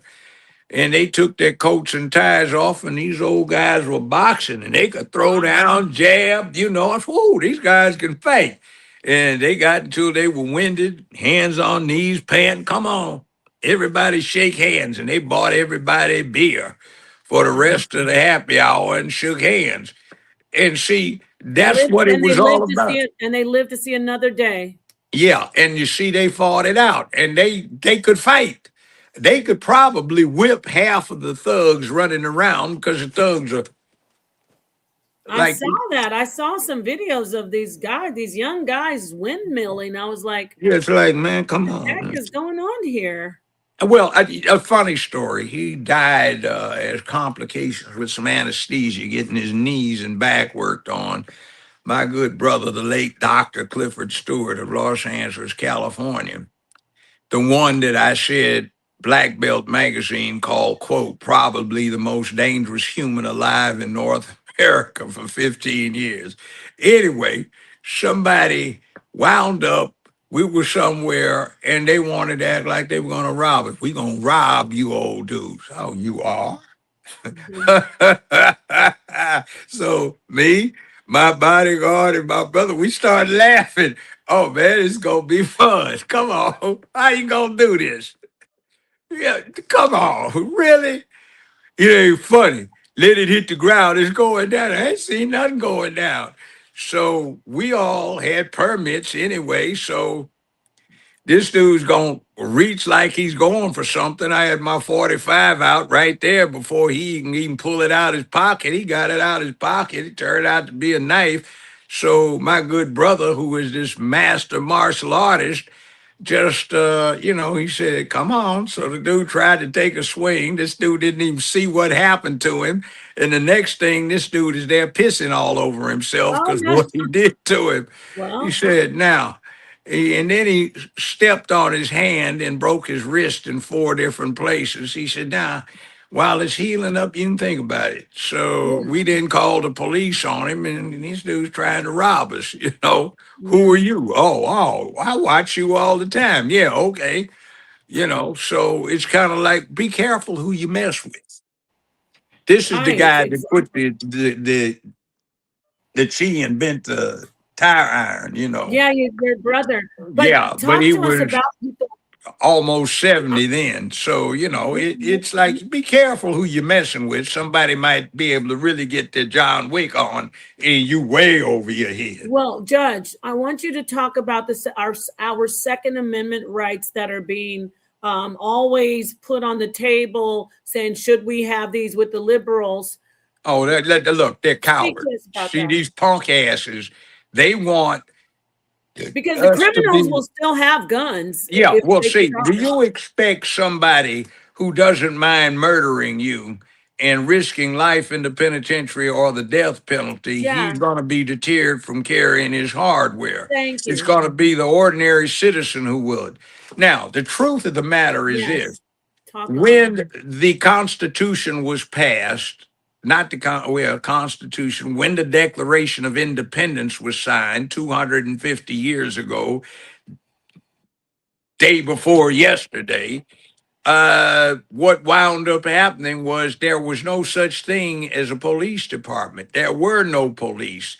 The only law enforcement officer was the sheriff of a county, and he was expected to be able to take any able bodied male in his community, and that was from 15 to 60, and say, I deputize you. And that person was Right, expected to have his armaments and be proficient with them. right, That is a check and a balance. You have the judiciary, the legislative body, and you have the executive branch, and they're supposed to be a check and balance. You have the state and the federal government. You have the citizenry who is armed, and they not suffer, they serve as the ultimate check and balance against an oppressive government. We have rights of self defense, which this clown Anthony just blew all to hell and gave a bad name to. right. And what that means is you don't need an oppressive government to protect you. You can protect yourself.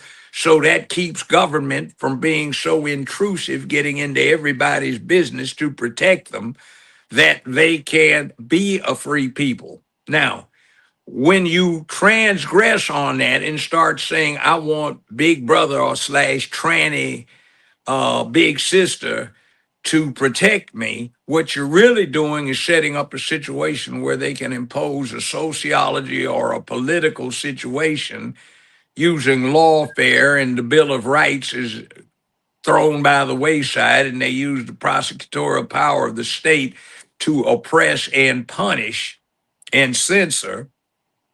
You get a real live mess. So it was called the manly art of self defense. Fight like a man, fight Right. fair, mandatory 8 count, the Marquis of Queensberry's rules of boxing. You got 10,000 folk trying to kill each other, and somebody holds a white flag. Oh, we lost him again. Uh-oh, he's back. Okay. Are you getting call? Are you getting phone calls? Because I can't hear you. Uh-oh. We can see you. Let me tell him to put it on airplane mode. Can you hear me, Judge? Give me a thumbs up if you can hear me. Judge Joe Brown? You can hear me? Can you hit thumbs up? Okay. Put your phone on airplane mode. I can't hear you. We have no audio.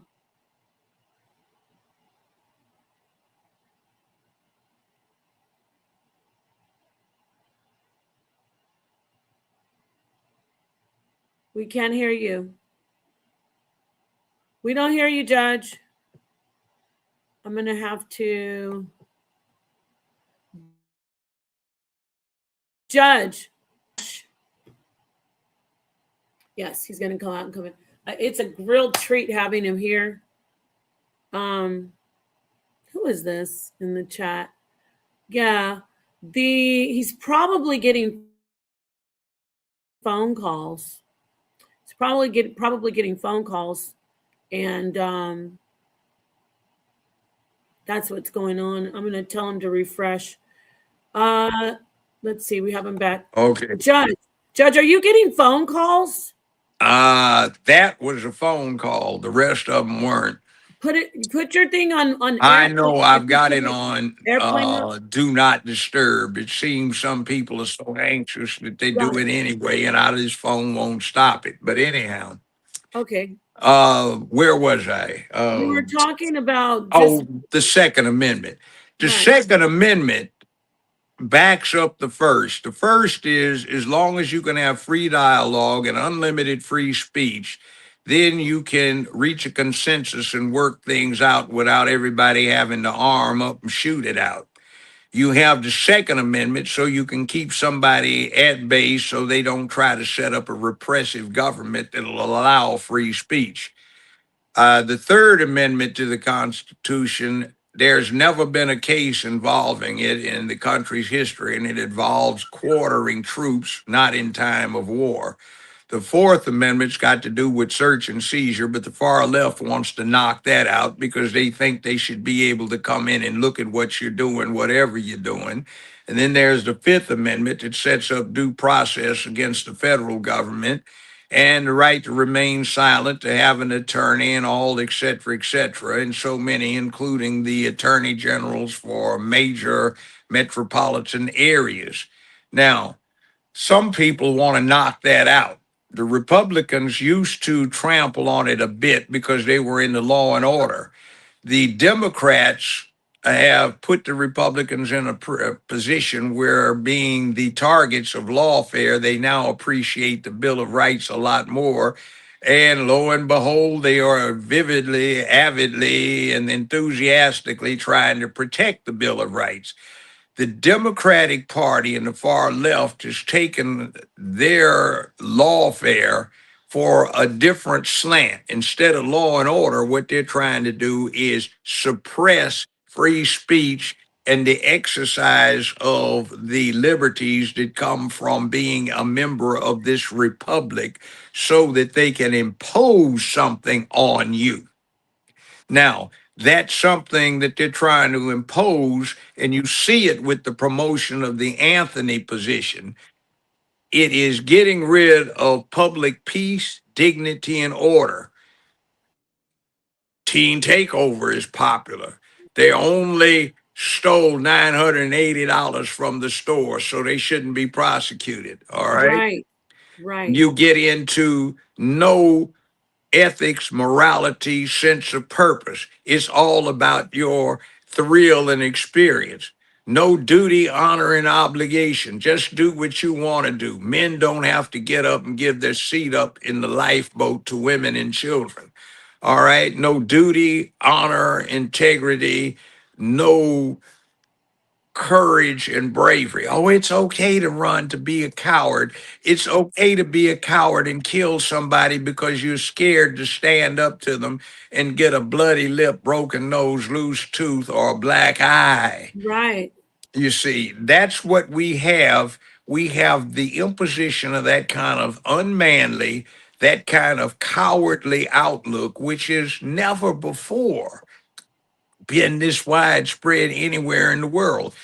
The People's Republic of China 5 years ago, 6, 7 years ago, 4 years ago, had a man up campaign.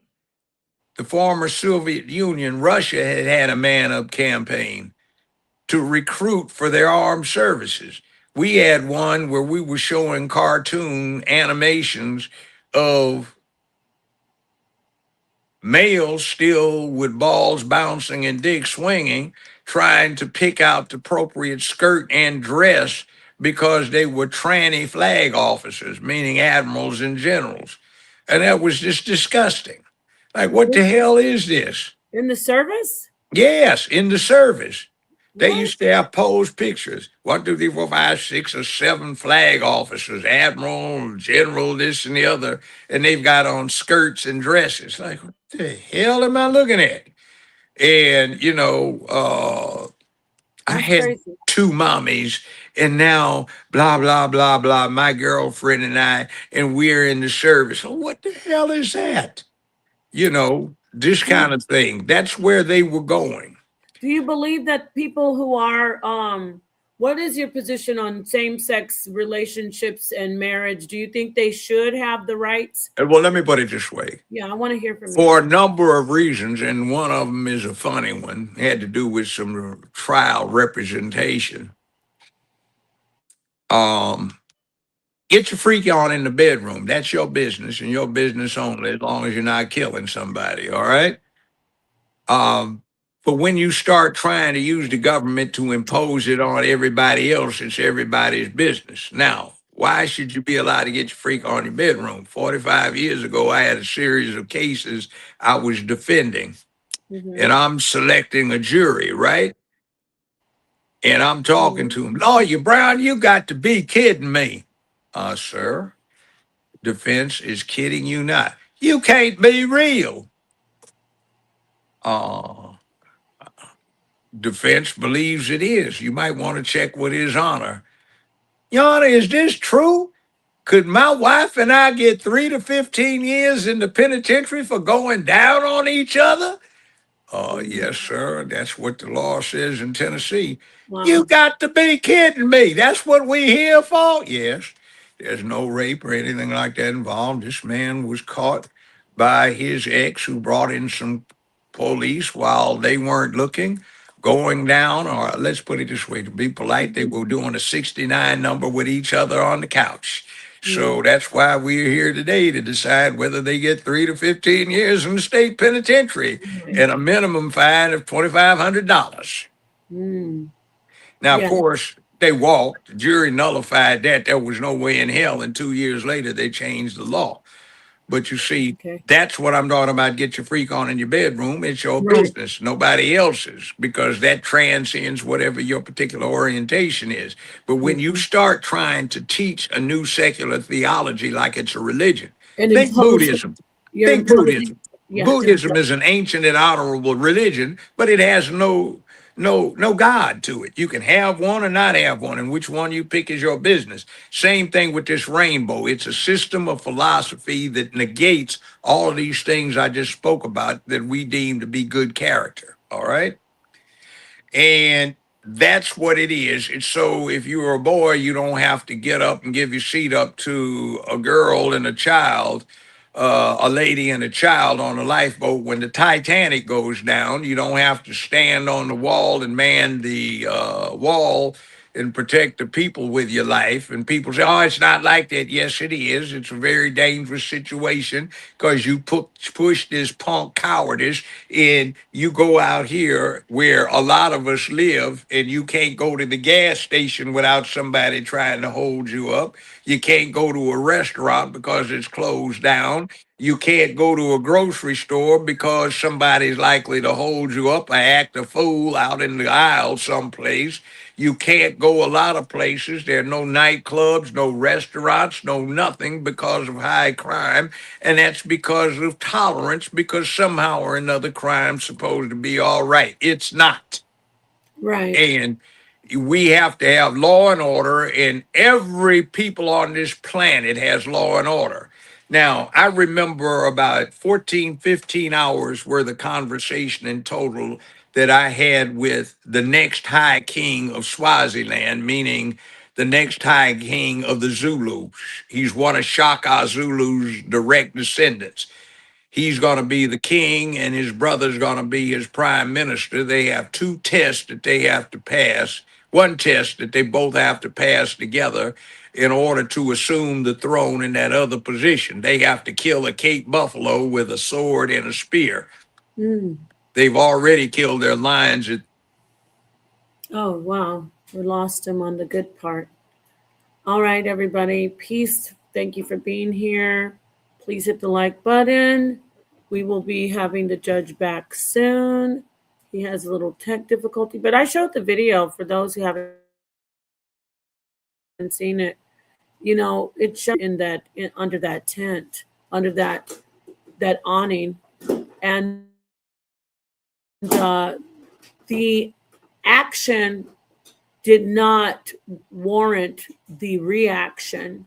The action of Metcalf didn't warrant that. But what we're dealing with is young males who just aren't, like the judge said, they don't want to fight. And I don't advocate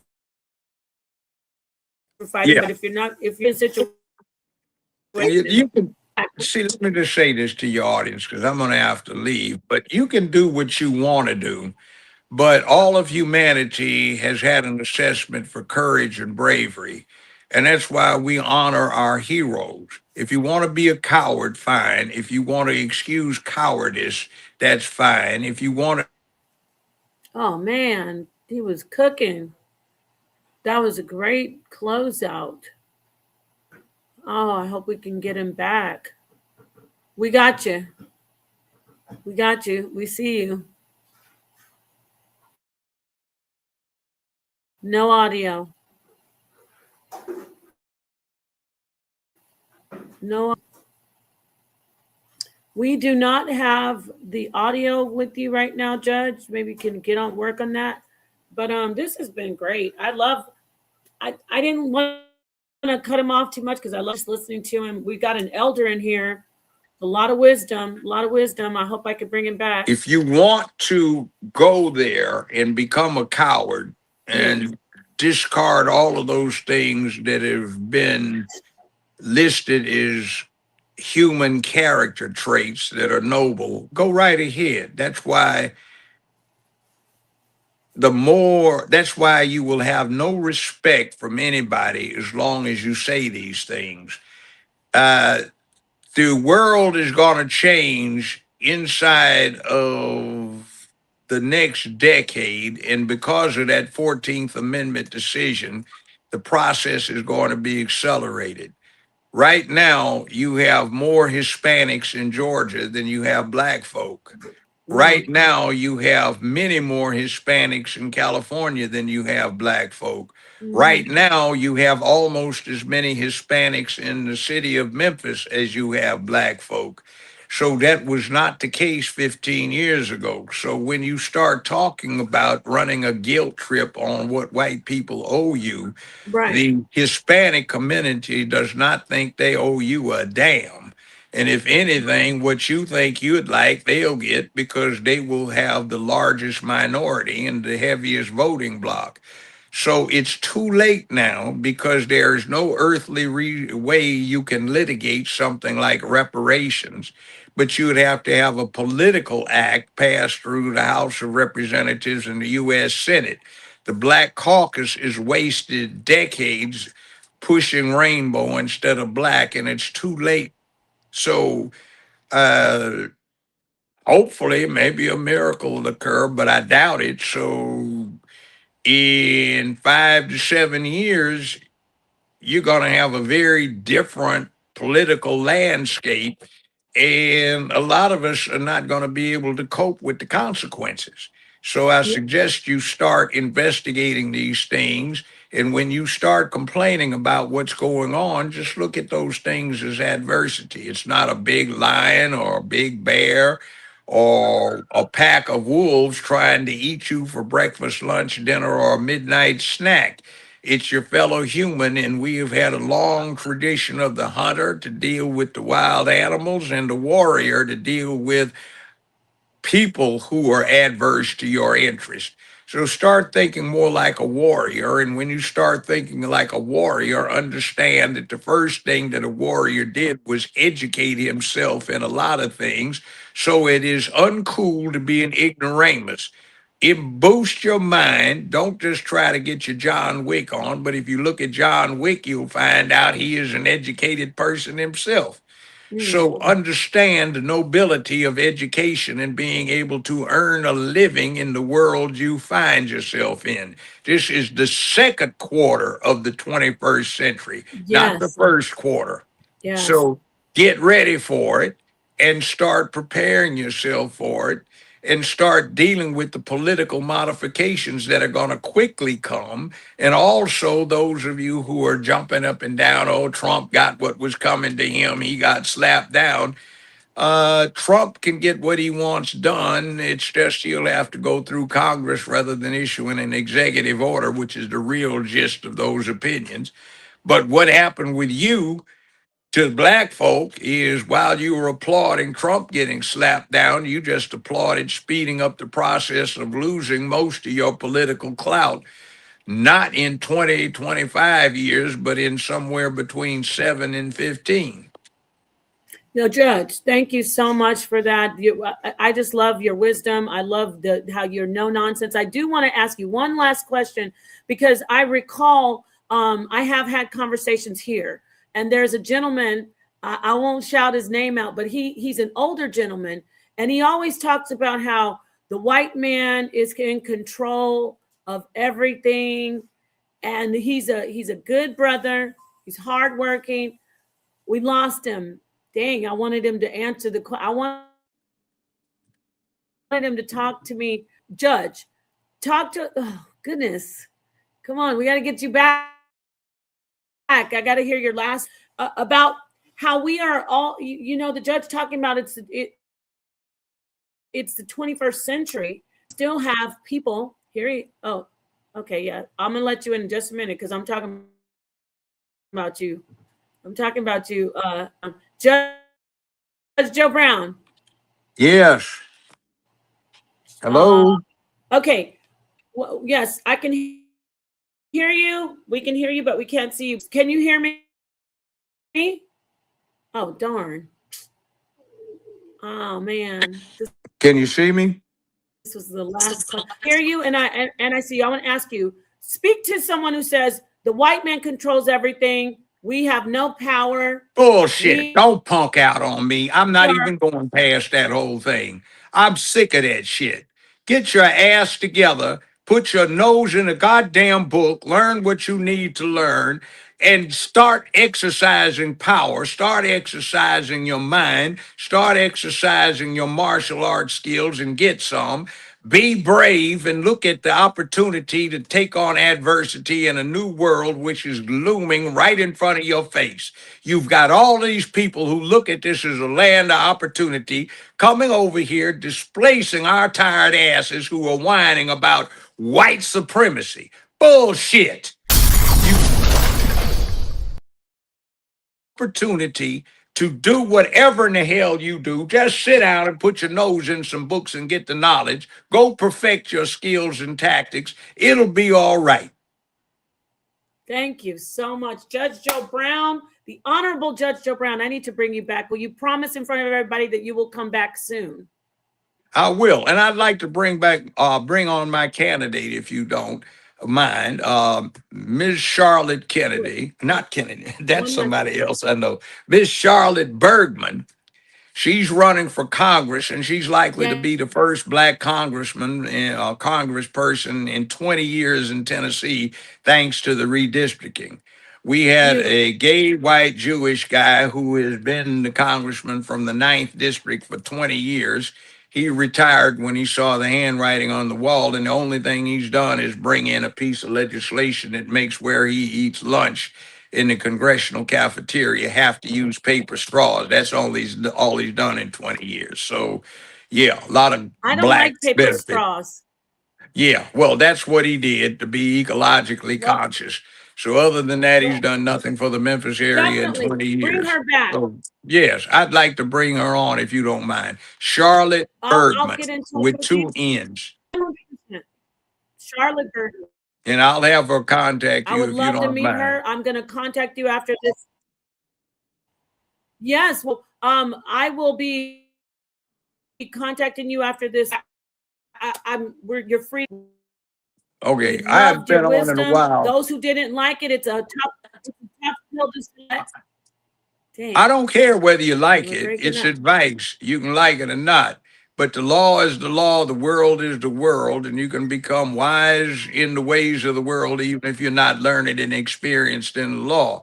Get ready for the real world. It's not like your mama put in front of your face where she gave you options. The world doesn't give you any except to succeed, fail, or make it somewhere in the middle.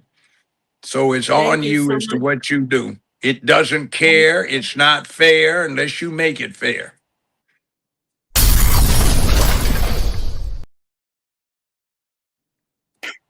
There you have it. You, Judge, have a beautiful afternoon. See you again soon. Thank you so much. Thank you. The Honorable Joe Brown. Yes, we will talk to you again soon. We will see you soon. See your way out if you know how to. I know how to get out. I know you do a lot of these. Bye. All right, have a good day, Judge. Thank you so much. All right, everyone. That was Judge Joe Brown. He was dropping some tough bombs on the community. He was talking about some tough things, Suntan. I didn't want to get you. I didn't want him to beat you up. So you can't beat me up. Only thing I can do is respect him. You know. Yeah. So I'm a free thinker, baby. I know. So Suntan, you heard what he said, because I was really referencing a lot of your rhetoric when you say, like, the white man is in control and all that stuff. So what do you think? Go ahead. No, what do you think about Judge Joe Brown saying there's no excuses in the 21st century? Judge Joe Brown is a little arrogant. That's what I would say. Because right now, and I was just talking to my pastor. I've been with him for over like 50 years. And here's the thing. I understand your point of view as far as you not thinking that the white man in control, but really in reality, he is. That's the bottom line. I would argue Joe Brown all the way back to the barn and back. Because hey, Napah, how about this? I know you in Arizona, right? Mm-hmm. Okay. Every time you see in a new structure built, I'm talking about with these big monster machines and these high-rise structures with complex places, who's building those? All over the United States. Like, I'll give you an example. Downtown, we had a store. You know what Hudson's is. Hudson's department store, right? You ain't never heard of Hudson's? We don't have Hudson's here. Huh? We don't have that here, but Wow. I'm okay. Well, Hudson's is a big retail store. So what they did was tore it down and they made a new Hudson down in the middle of downtown Detroit. And it's like higher than the Renaissance. The Renaissance was a higher building, which was built. All I'm saying is, let me skip past all of that. The people who's in control of building these monstrosities all over the United States are white. And their corporation, they have group white. I'm telling you, and that's but you're making it like it's a race thing. It is a race thing. Corporation thing. In the 21st century, we can't tell Black people you don't have a shot because white they do have a shot. I'm just saying who's in the lead now. You've said it's that a Black person can't get ahead. I didn't say that. Because of white supremacy. I didn't say that several times. No, so I didn't. You don't talk about white supremacy? Of course I do, because white supremacy. And then here's another thing. I'm glad you said that. White supremacy. So how is white supremacy going to stop a Black person from being the most successful that they can be? If he go in their direction and they want to stop him, they can, but they don't care. But that has nothing to do with race. They'll stop a white person as well. Because listen, Napah, how old I mean, I don't want to ask you that, but you're a grown lady. You ain't seen the hand right. You ain't seen the elephant in the room since you've been a baby girl. There's not. I'm not muted. Well, now it's your voice coming in and out for some reason. Oh, am I breaking up? No breaking up. You just was talking and your mouth was moving, but wasn't no sound. Oh, okay. So let me try to. You good now? For some reason. Oh, okay. It's a new world where it's not about race. It is about the power structures that are in place. They don't care if you're Black. They don't care if you're Asian. They don't care if you're white. Oh, I'm breaking up? I'm no breaking up. You just be talking and then it'll be silent while your mouth. I probably have a delay. My point is, it's not that they're oppressing us because of our race. It's a different type of oppression. It's because of our social and financial status. That's a part of it. So we can't say because of our race. Yes. Wow. We have to be smarter, actually get educated. We have to actually be. If you are the sheep, you have to be smarter than the wolf. Can I say something? Yeah, but if you're the sheep, you have to be smarter. My mom, before you say something, my mother used to tell us the story of the 3 little pigs and the wolf. She would extend the story. It was it wasn't just about, the brick house, the straw house. Mm-hmm. She would tell us a longer version of the story where the wolf would go to the little pig's house and say, "Hey, little pig," the brick house, because he couldn't get in. Mm-hmm. Say, there's a Farmer John has a sale on, he's giving away apples for a penny a bushel and a penny a basket. And then he said, "Why don't you come down there with me at 8 a.m. and we'll get the bushel of apples." So the little pig played along and he said, "Okay, I'll come," because he knew the wolf just wanted him to come out and so he could eat him. Mm-hmm. So he couldn't fight the wolf, he wanted the apples. So instead of him going at 8 a.m., my mom told us a story where the little pig would go at 6 or 7 a.m. and he'd get his apples. And when the wolf showed up at 8, thinking he's the weaker, the prey, the pig said, "Oh no, I don't want to go because I already went down early, Mr. Wolf, and I got my apples." What am I trying to say? If you know that there's a power structure that wants to eat you and wants to devour you and get rid of you, you have to be smarter than the wolf. You have to say, I'm weak to the wolf. I can't fight the wolf, but I'm going to be smarter than the wolf, and I'm going to go get the apples that wolf said are out there for me, he thinks that he's going to get me, but I'm going to get him. Like the saying, fish jumped off the hook. You have to be smarter. So you can't go around saying, oh, it's about my race. It's about my race. You get what I'm saying? I'm glad you let me paint that picture. So you can have the mic now, but that's okay. Now here's my point. Here's the point, sister. The wolves, I'm just elaborating, then I'm going to go to my point. The wolves are going to always be there, whether they are smarted or not. And what I'm saying, they built, the framework of the wolves are around and the wolves is there. We have to outsmart them. We noticed, Napah, we had Black Wall Street, we had Seneca Park, we had Hastings Street in Detroit. We had this everywhere that we put ourselves up by our bootstraps. We were torn down by white supremacy. Stephen Miller, when what's his name got shot in the neck, Charlie Kirk got shot in the neck. Stephen Miller, we had a Silver Dome down here in Michigan where the Lions used to play. Huge. It was called the Silver Dome. Stephen Miller had a place bigger than that, full of white supremacists under the point of Jesus, under the flag of Jesus, saying they Christ-fearing people, talking about how they are going to overcome. Look how he talking, and they all rich.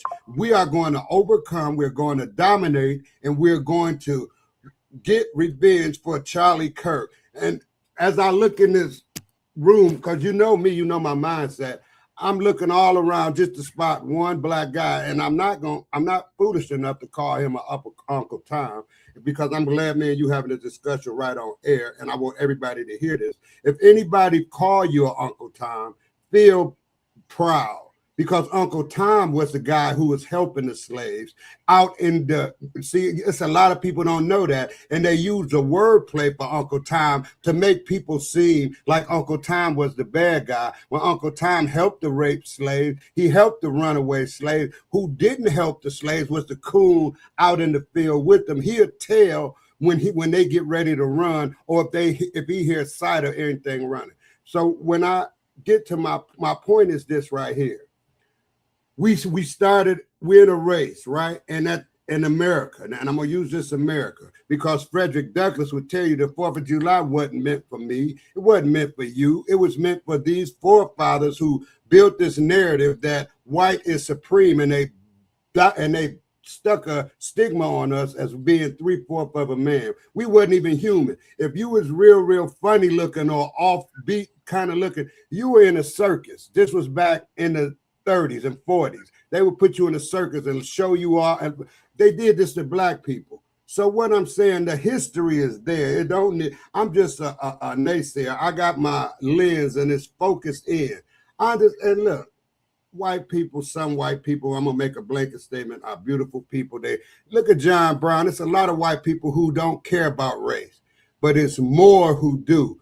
And I just put up a video of how they just covered Washington. They came 200 or 300 strong with masses on, shouting white supremacy, and at Washington, D.C. on the 4th of July. So what I'm trying to tell you is we can act like it don't exist, and we can act like it can't hurt you. But when it comes down to the financial benefit, because of its financialism and hate, which white supremacy lives on, and then they stand under the flag of being God-fearing Christians. So they really, yes, and I'm sure you understand that. So I'll cut my diatribe right now, and I'm going to keep my eyes open. And one thing that Judge Brown did say was right.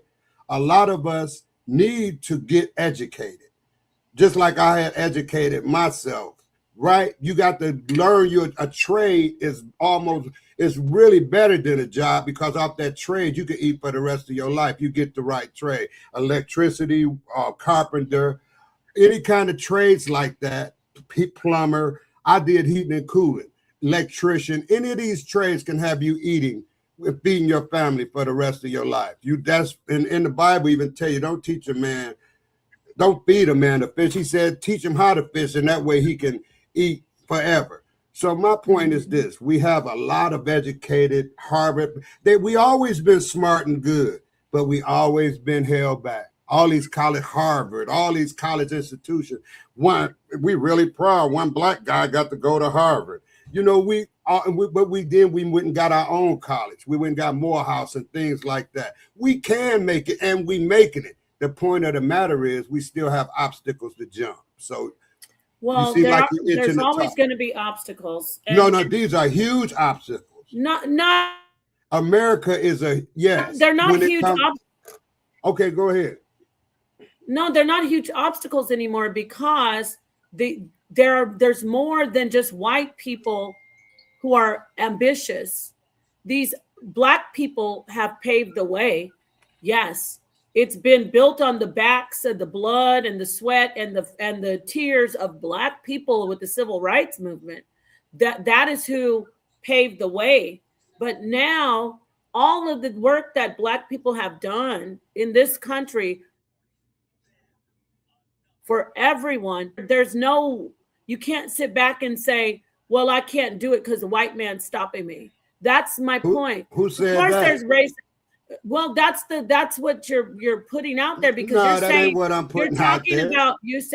You're talking about how strong the white man is and white supremacy. Right. And that's the problem. It ain't a problem with me. I'm still making it. It's not like that anymore. Oh, yes, it is. It's not like that anymore. Meaning, I beg the difference. Meaning that a white person cannot stop an Asian, can't stop a Native American, can't stop a Hispanic, can't stop a black man or woman from achieving whatever they set themselves out to achieve in this world. And a lot has to do because of what black people have done in the civil rights movement, with the help of Jews and Mexicans, but primarily black people made the changes in this country so everyone can have a fair shot. So if someone sits back and says, oh, I can make that because the white man stopped me, it's not the 60s. Nobody would never say that. Well, that's kind of what you're saying. It's not the 60s. No, I'm making a blanket statement, Napah. Well, it's now financial discrimination. It's now discrimination in a different way. It's more socio-political than saying, okay, it's just because you're black. There are factors of racism. When you said the thing about the white supremacists with the rally after Charlie Kirk, yeah, there's white supremacy, but that's not stopping black people or any people from achieving what they want to achieve in life. Absolutely, I agree 100%. So if you agree, then we shouldn't push the rhetoric about it's not rhetoric, it's the truth. See, I'm gonna put it like this. Let me say this. Wait. When I say rhetoric, no. When I say yes, I'd like to finish. When I say rhetoric, Suntan, I mean your stance on what your speech is, and your stance is the white man is so powerful that we must focus, or don't forget that the white man has so much power. The white man has so much power. No. It's we're not going to do that with this. The generation that we have today, these kids, because of white supremacy, these teenagers, these people in college, they're not unsuccessful because of white supremacy. They're unsuccessful. They have been uneducated. They are not informed. They don't have the right guidance. And once they do get educated and get the right guidance, they will be able to be. We've had a black president, one of the best presidents that I think our nation has seen. So I don't get where we're talking still that whole, because the white man is so powerful. That's an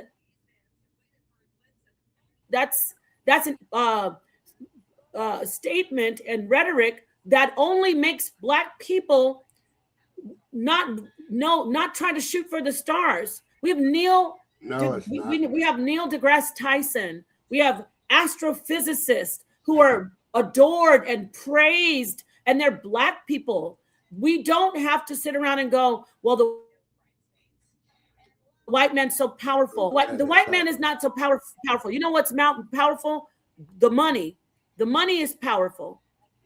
That's what it is. That's all I'm trying to tell you. They didn't co-opt the resources I'm talking about why would we sit here and bow to the King of England and his King Charles? Because let me finish. His great grandfather, or however far it go back, they raided Africa, and they raided and pillaged and pillaged, and they took all the resources that they could, and they built a kingdom on it, and they called themselves kings and queens, and now they sitting there living the best life that they can, and they getting the most respect. They could go over in Africa and have our own people bow down to them. Some of them.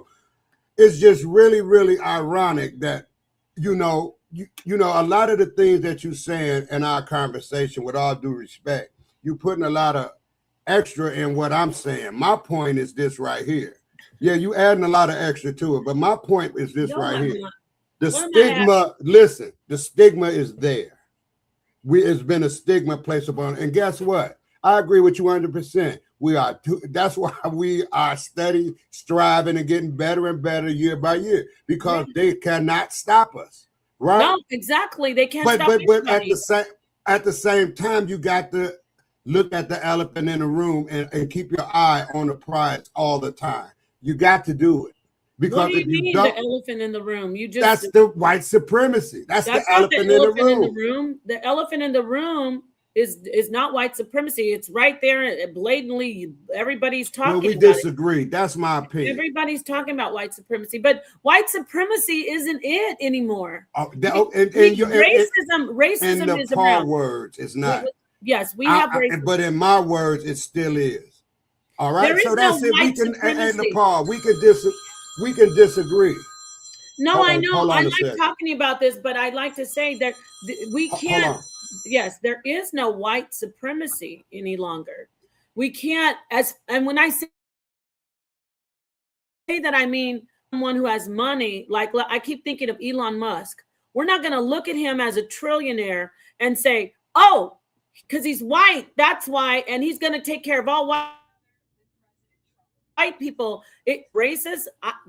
I saw him do the Nazi salute, so I'm going to go out on a limb and say probably, but it's not because of his whites, his race. It is because of his power with the money, where has been. How did he get the money? Exactly. How did he get it? From okay, on the surface, it was an upstart. Okay, it was an upstart. Any black person can do that. Any Asian person can do that. Amazon, PayPal, Facebook, black people, Asian people, Asians, blacks. No, Asians, blacks, Native Americans. I just don't see how you're so blind. You can do exactly the same thing. But the thing is, once they get that money, you know who gave them the money first? Dang. You know where they got their money? Involved with the government. Before Elon Musk had this foothold in the government, he was just getting his money from the regular schmegular Joe Schmo in society. They gave him. They made him a millionaire. Money. That's why when you look at, they made him a millionaire. The people did. Let me say this. Right. Mr. Beast is a billionaire just from YouTube. It's not because he's white.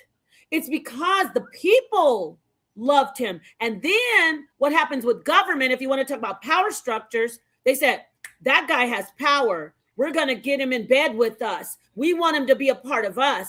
But the thing is, people can say, no, I'm still going to be for the people. I'm not going to be in the power structure. So black people, Native Americans, whites, anybody, Asians, anybody can be powerful.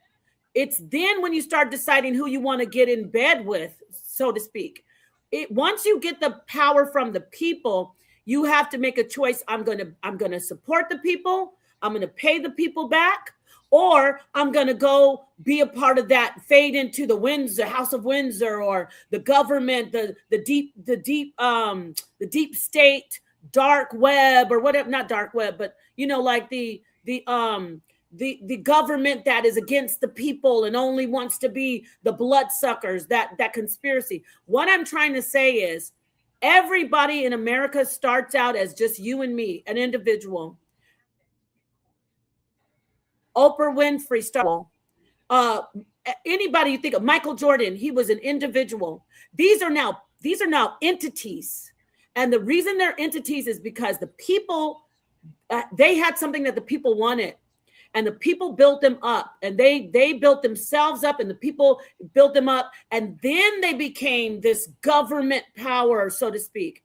And let me say something. And that is my point. You can't say the white man is the power. The white man is the power. Well, Oprah's just a puppet for the white man. No, she's not a puppet for the white man. Oprah Winfrey, Michael Jordan, Michael Jordan gets, because he was smart.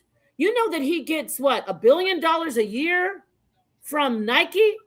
Because he was a smart black man who said, I'm not just going to be a basketball player and I'm just going to have them endorse this product.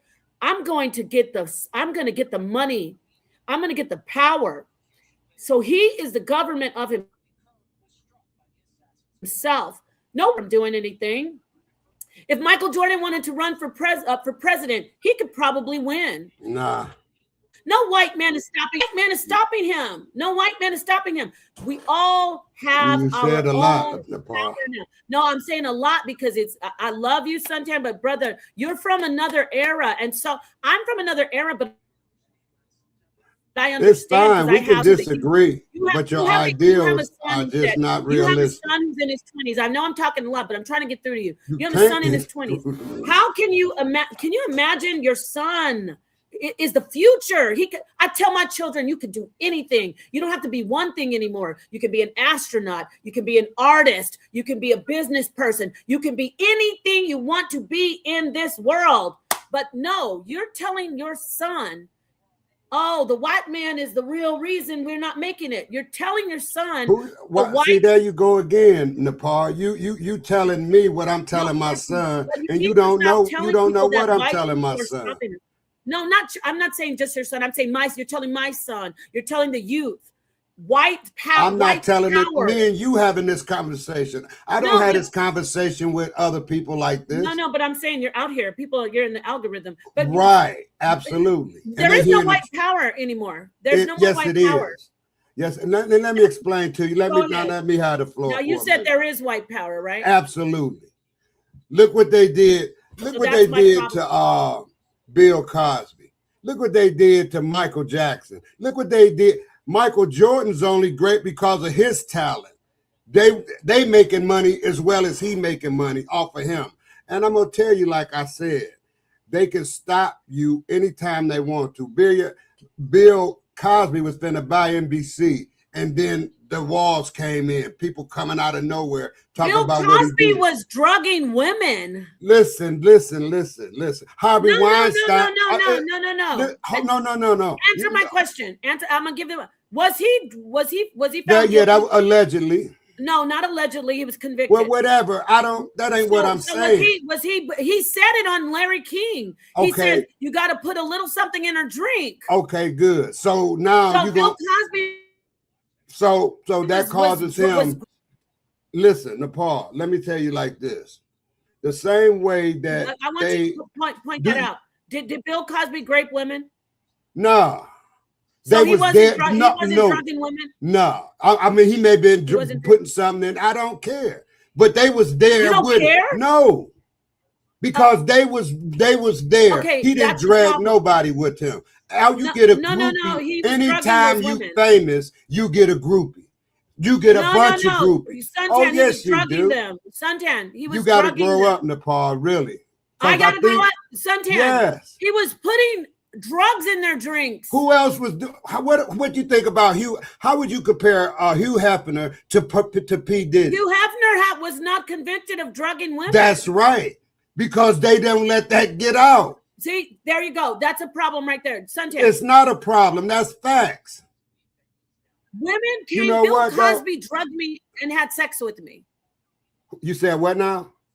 Women came forward in hundreds of women.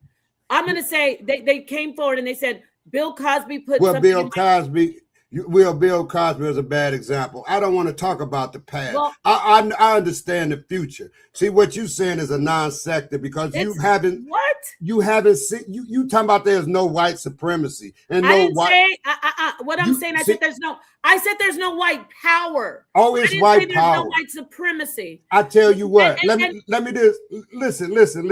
Actually, I'm going to say to us getting something done with our lives, it's a non-factor. Okay, let me say this to you. Have you ever heard of supremacy, power over us that stops us from getting what we need to get done? There's no power. Oh, absolutely. You ever heard of redlining? I've heard of gerrymandering, redlining. So what do you think that does to a people? Discrimination. What do you think that does to a people? It's all out there. Yes, it's there. And right. So you got to have power to do that. Guess what? No. Guess what? Our black people who fought against that have. It's still happening now. No, opened it up. Listen, and guess what? And guess what happens? What? We stop it. Once we see it happening, we stop it. So how if we can stop it, how is it holding us back? When we see discrimination, we point it out. We have let me tell you something. Civil rights activists that said, "Hey, this is discrimination." Well, I'm gonna just let you think the way you want to think, and this is I'm sure people love this conversation because it's good. It's good. It is good. I like talking to you about this. Yeah, and it's great. You're not because, the only one that thinks at the same time we having this conversation, you could be empowering people, black people, right? And what I'm doing is putting their guards up as well, letting them know not to relax and think everything is hunky dory because it's not. Why can't they relax? Because you got to go take care. You got to take care of business. Why do black people have to walk around paranoid and think, come on, did I not get that job because I was black? No. Why should black people have to do that? You're a good character. Why should black people have to do that? Why? I like when you do your little voices and I'm just saying content. What good is it? You stereotype black people. That's what you do. I stereotype black people. Yes. I think you stereotype black. I stereotype white people. You said black. You stereotype black people. You said we should all be afraid. We should all be. You said that. I said. I said we should be watchful. That's what Those was my word. When you play the tape, you will see what I said. You like that. You just add a little to it from your ideal. But I understand what I'm saying, and then you can play this back, and you will see. You're gonna be, okay. He didn't say that. You know what I'm saying? Because the fact of the matter is, you got to, and then listen to Paul. The Bible even tell you that you got to watch as well as pray. So you got to be watchful. If the strong, listen. You think I don't experience racism? That ain't what I'm trying to say. I'm making a blanket statement. No, because I'm not. This conversation is not directed at you. No, saying this is what you should do. Talk about me. Do you think that I keep doing what you're doing because that's what you want to do? I was recently in a department store last week, and I had a bunch of items in my cart. And because everybody shoplifts, let me say this out here right now. Do Oprah shoplift? No. What did they do to Oprah? Hold on. Oprah didn't shoplift. Hold on. But what did they do to her? Listen, I hate your thing. Keep doing Hold that thought. I'm going to get to you. Oprah was discriminated against, but I'm going to make a point. Black people, black women are focused on, for some reason, that's racism. But am I walking around paranoid when I go to the store? No, I go in the store and shop. But black women are always focused on as the ones that are stealing. Black people in general, but especially black women. But everybody, especially black men. No, not especially black men. Black women. I'm telling you, I'm a man. It doesn't matter if you're a man. I live in the society that you live in. It's black women more than anybody in society.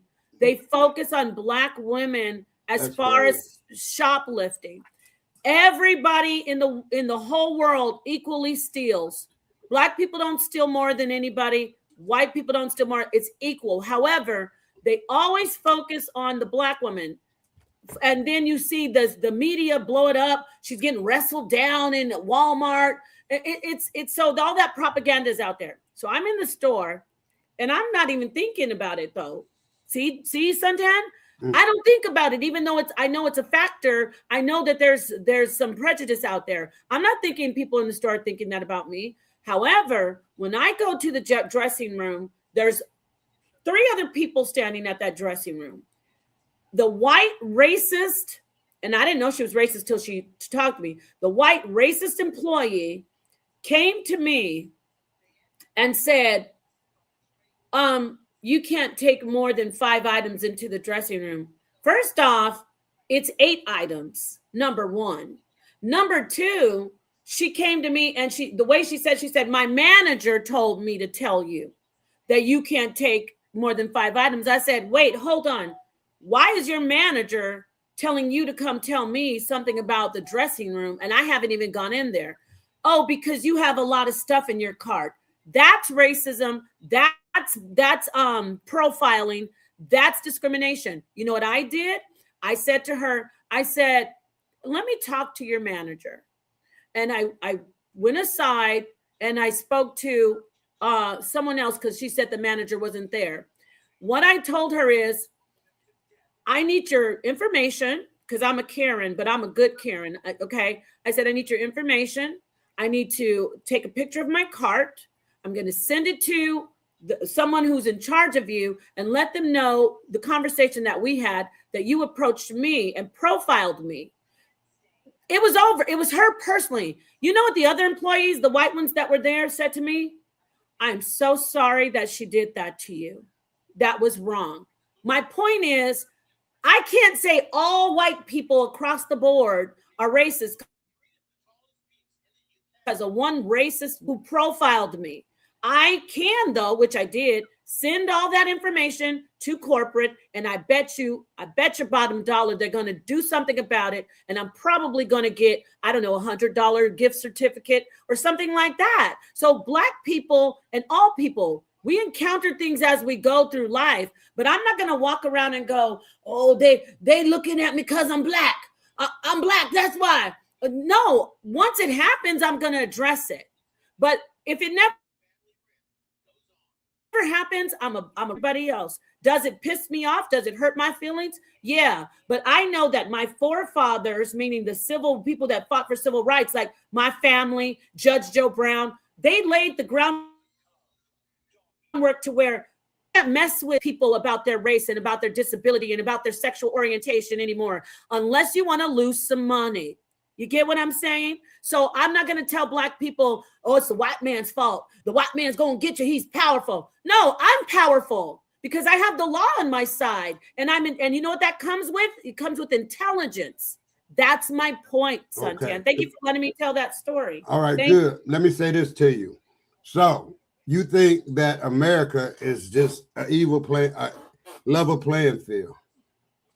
As far as success, as far as anything, America versus corporate, yes, everything. It's level. I have power. Okay. I have my. And I'm glad we having this diatribe because no, not level playing field. It's a level card table. Same thing. You dealt your hand, and guess what? You're dealt your hand. I've dealt my hand. The white person dealt their hand, but I know how to use my cards and spades. I know how not to have to renege or have to underbid myself, play the game. So some other people need to be told, know how to play the game. Don't go around talking about, oh, the white man got all the power. He got all the power. He gonna win this game. He got the cards. He playing with the cards. He messed with the deck. He can't stop me from getting my books. I think, and you know what? You're very intelligent, but I don't know how you missing my point. I can't see it. It's whether that you don't want to see it or no. I don't know. It's like let me give you a little. Let me make a quick summification. And then I'm gonna even go back to 1,000 years, 2,000 years. When you pillage the world, and when you pile up enough resources, whereas you can traveled the world, and you understand we had a big, and I even heard you kind of go off on the drug scene as well. But we had a big explosion of drugs. And how did they get here? Did black men come over with a big boat and bring those drugs over here? We had a before they started making the Smith and Wessons and the gun and the poppy seeds that which grow over there. How did all of that stuff get to America? Did the black man go get it? No, but we became a victim of circumstances, because if you put 10 rats in a box and don't feed them for a week and throw a piece of cheese in there, they're going to be killing each other, going crazy, trying to get something to eat. So I'm going to leave it there. And you smart enough to make you smart enough to figure that out. So we're rats. No, see that, you know. You said it. I just made an example. I'm not, see, you think you are funny. Said the rats. I don't, okay, put a bunch of black people. No, I'll do you one even better. Put 10 white people in a big old mansion and don't feed them for a month. Then come in there with one turkey and said, go for it. Only the strong gonna survive. Okay, but look at this. Watch this. That's what you call projects. Watch this. No, watch this. Listen. You take those same hungry people, and they've already been, before we got them hungry, we told them. You can't build a perfect scenario. No, what do you mean? You just gave us a scenario of a bunch of white people in a house. Because that really happened. Okay. I just used color code. So listen. It really happened. First, you have to build a foundation of the man himself or the woman herself. It really happened, Napah. Okay. What I just told you. Listen. You have to give people. You have to instill character. You have to. How you going to instill character in people you enslave? No. What? That when you enslave a culture of people, and then they fight for unenslavement. Listen, they fight and they get free, and then you say, okay, you free, walk away from my house, my mansion where you worked all 20, 40 years. You take your family, you walk, and you headed down this dirt road without a penny. And then once you get 20 miles, they didn't made up a law to say, well, they ain't got a job, so we're going to lock them up for vagrancy. Yeah, well, what is your point? My point is that if you put in that's why people should sell drugs.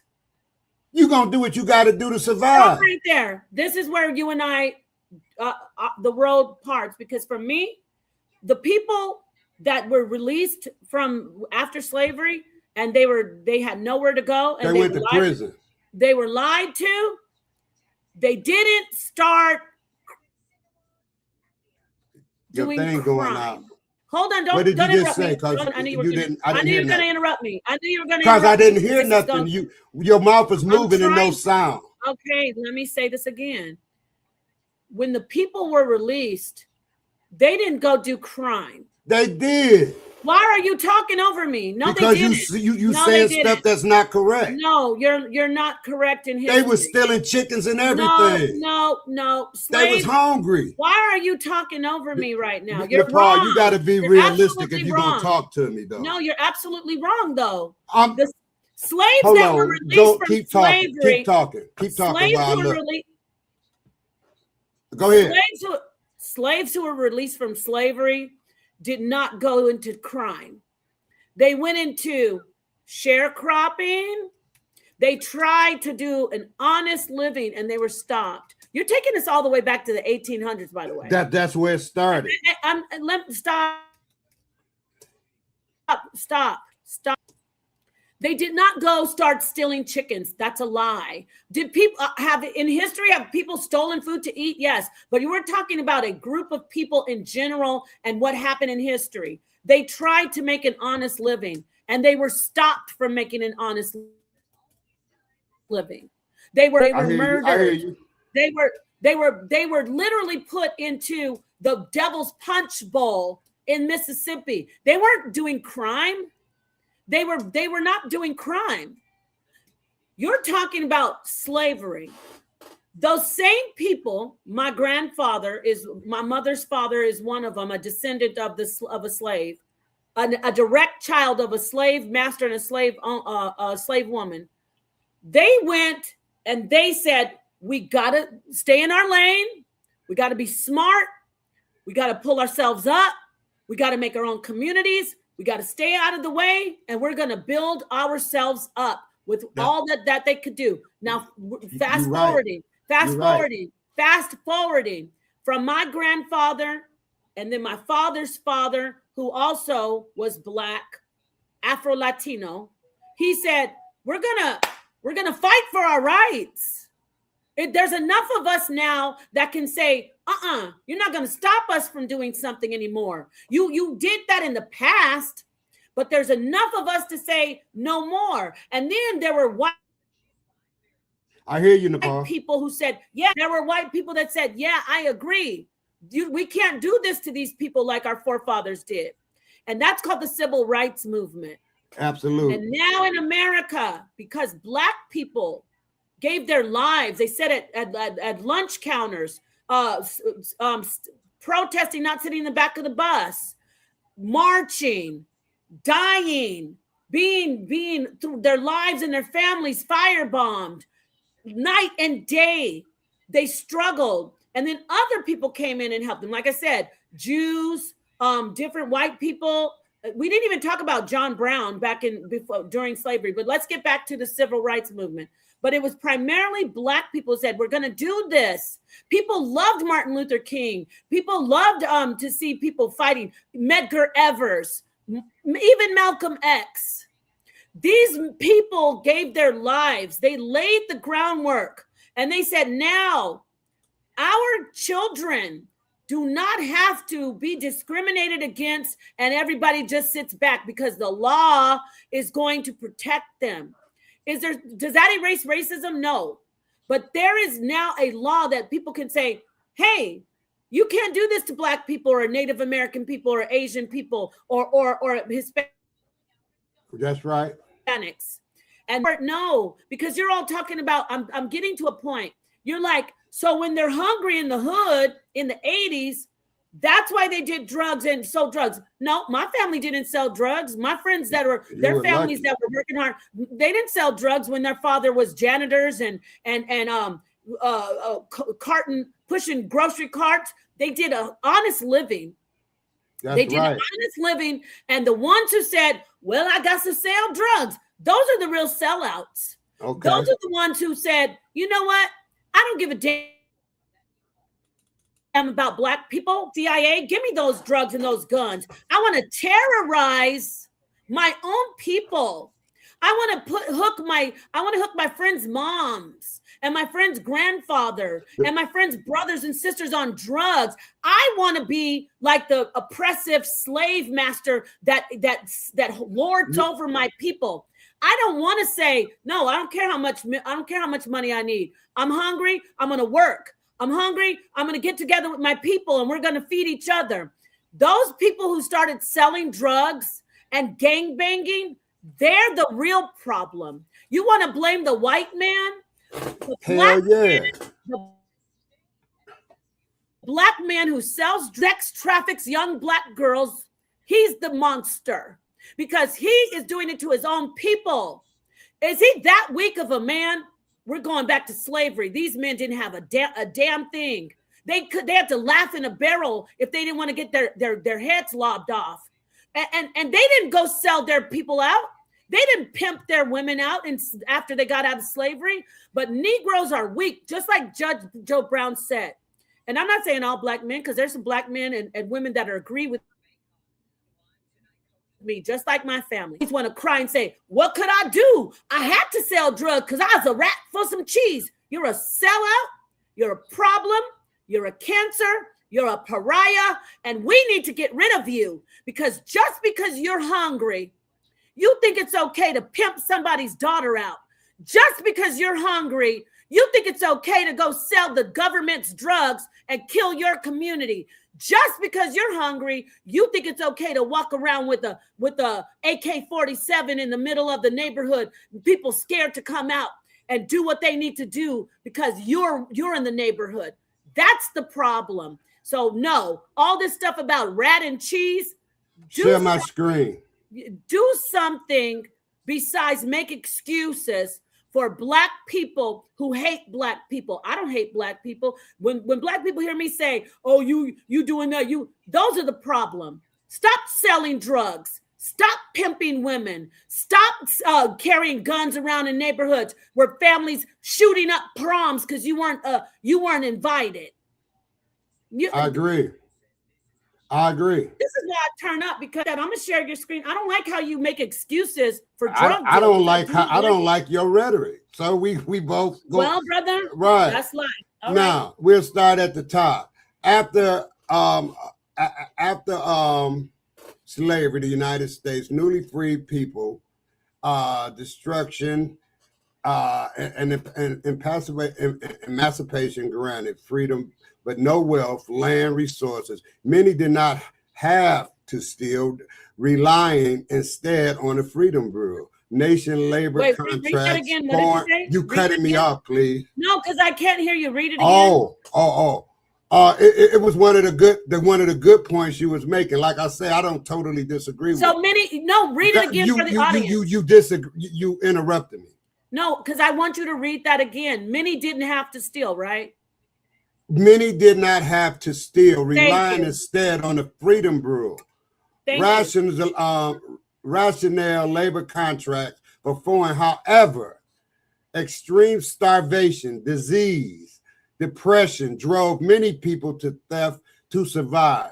Formerly enslaved people who granted freedom often faced extreme poverty, systematic barriers, making it difficult to secure food, livelihoods, while some may have resorted to stealing due to depression. It was not universal requirement. Many relied on community support, farming, or labor survival. The act of stealing was commonly associated with escaping slavery, as noted in historical accounts, with fleeing individual foraged and stole to survive, while the emancipation struggles were shaped by racism, landlessness, and the lack of resources, not inherently criminality. And see, you are giving us inherited criminality. That's what you are doing right now.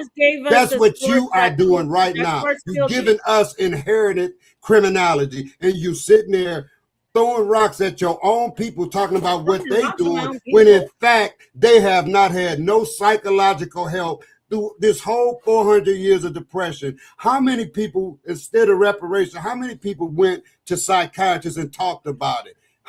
Do you know anybody that did that? Well, the point of the matter is we was highly stigmatized and oppressed, and I hear it from I'm a reader and I'm a listener. So I do it every day. Nepal, I'm retired now, so I get to sit here by my computer and research everything that we talk about. And I'm gonna tell you right now, it don't make me no different where I win a debate or a conversation with somebody or whether I lose. It make me no different. What it makes me is that I learn something from our discourse. Right. So I'm not trying to win a conversation, and I'm not trying to lose one either, because I stand on the grounds of, knowledge, and on the grounds of psychology and philosophical thinking. Yeah, that's how, because it's a mind thing. Just like you said, if they use their mind, they would profit more, right? Because I lived around the same situation you did. It was a lot of people pulled up by that Bruce that went to college, became doctors. I have friends right now, doctors. I have friends now who literally won the Super Bowl from Detroit. I can name them up to you now. I have friends who are very successful. And then on the flip end, I have friends who went and did 20 years, 10 years in jail. Everybody make their mistakes. But I'm not sitting there. I'm not going to just throw the baby out with the bathwater. I'm not going to do that. What I'm going to do is just keep trying to be more knowledgeable and keep examining. If you feel I like that about you. Yeah, and if you keep philosophically discussing things and analyzing things, then you can get answers. right? Because I seek for answers now. And when I ponder, you know, I see what you're talking about, and it's sad.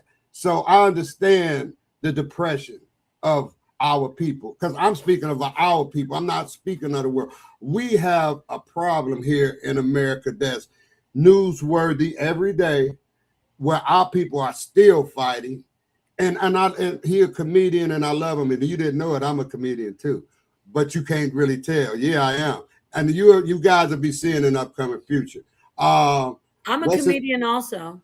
Yeah, but I'm talking about, I have done stand-up comedy. Have you stand-up comedy? I haven't done stand-up. Yeah, I haven't. I've done it in clubs, and I'm steady writing right now, because in my retirement, I'm, you know, like I said, I'm more philosophically. I'd like to see some of your stand-up.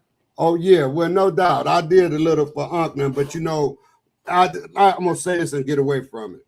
I could say give a little bit out, because right now, the comedian world, only us comedians know, they pirate what you say, and they would steal it and use it and make money off of it if it's good.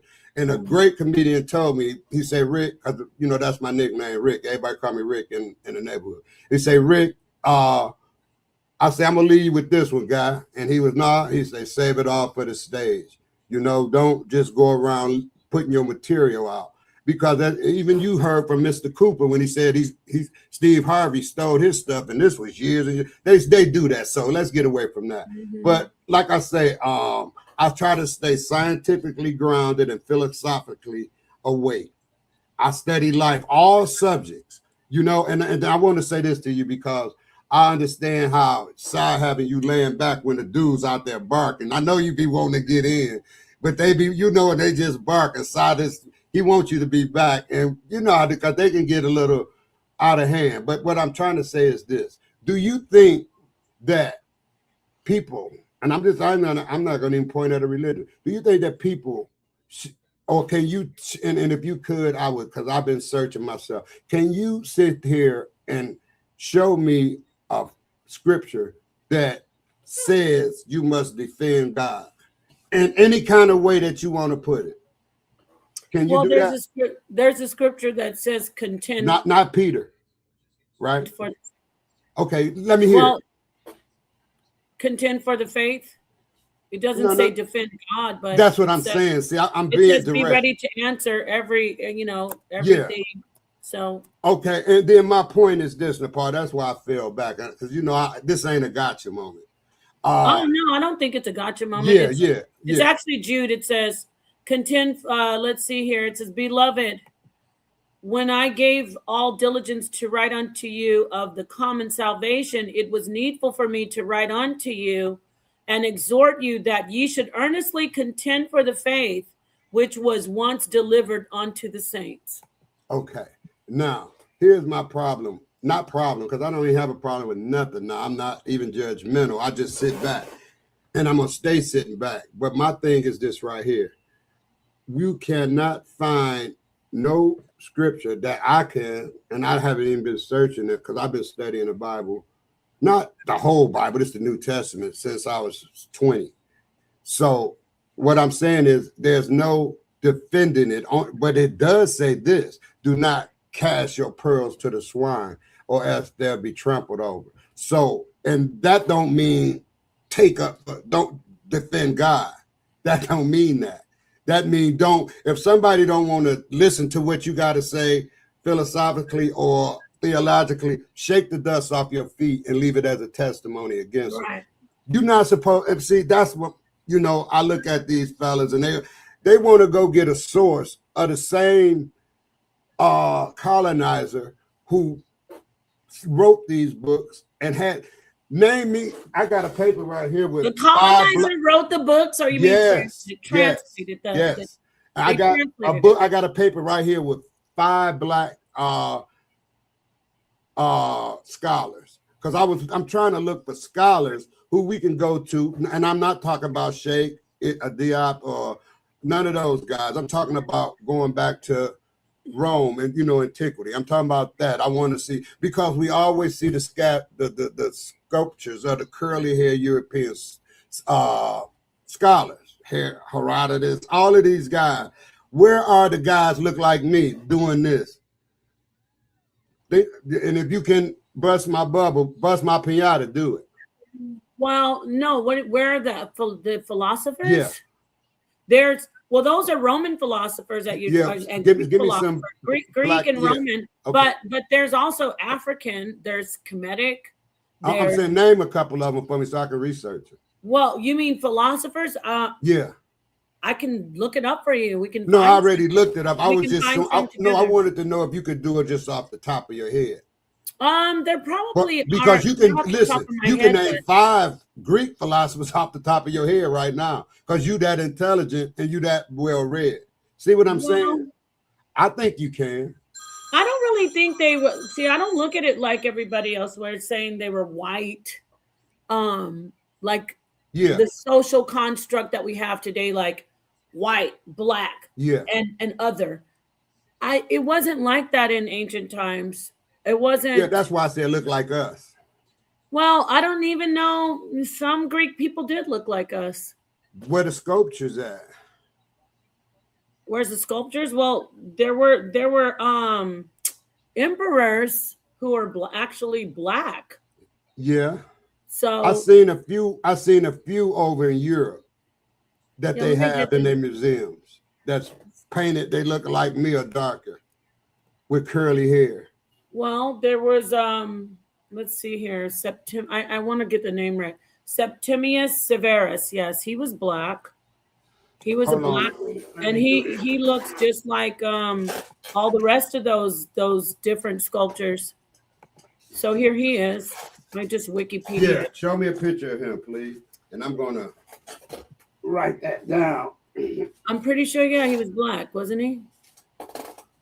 Yeah, he was. Nah, he looked like a European. Look at his nose, the bridge of it. Here. Look at the bridge of his nose. Emperor the phenotype tells you a lot. Leptis Magna in Libya. He was born in Africa. I don't know. He could have been white, but it says he was African. After opposing and killing the incumbent, Severus fought his rival, the Romans. Niger was defeated. I think he was black. Oh, well, his phenotype don't look black. That's all I'm saying. I could be wrong, right? Let's see here. Here's a bust of him. I mean, that could be a black man. This is what I said. It's like, I'm pretty sure he's black, though. Oh, okay. Let me get it. Let me check. You can ask Google. He look European to me. Is Septimius Severus black? I doubt. Or what was? Black. Let's see. Oh, goodness gracious. Hold on. All right. Let me read this overview. Or you could get it. Yeah, I will. I was just looking for and I had this paper here all the time. Then, my papers pile up at my desk here. And I get to moving stuff, because I don't want my stuff to be too cluttered. Okay, does it say what he was? Let's see here.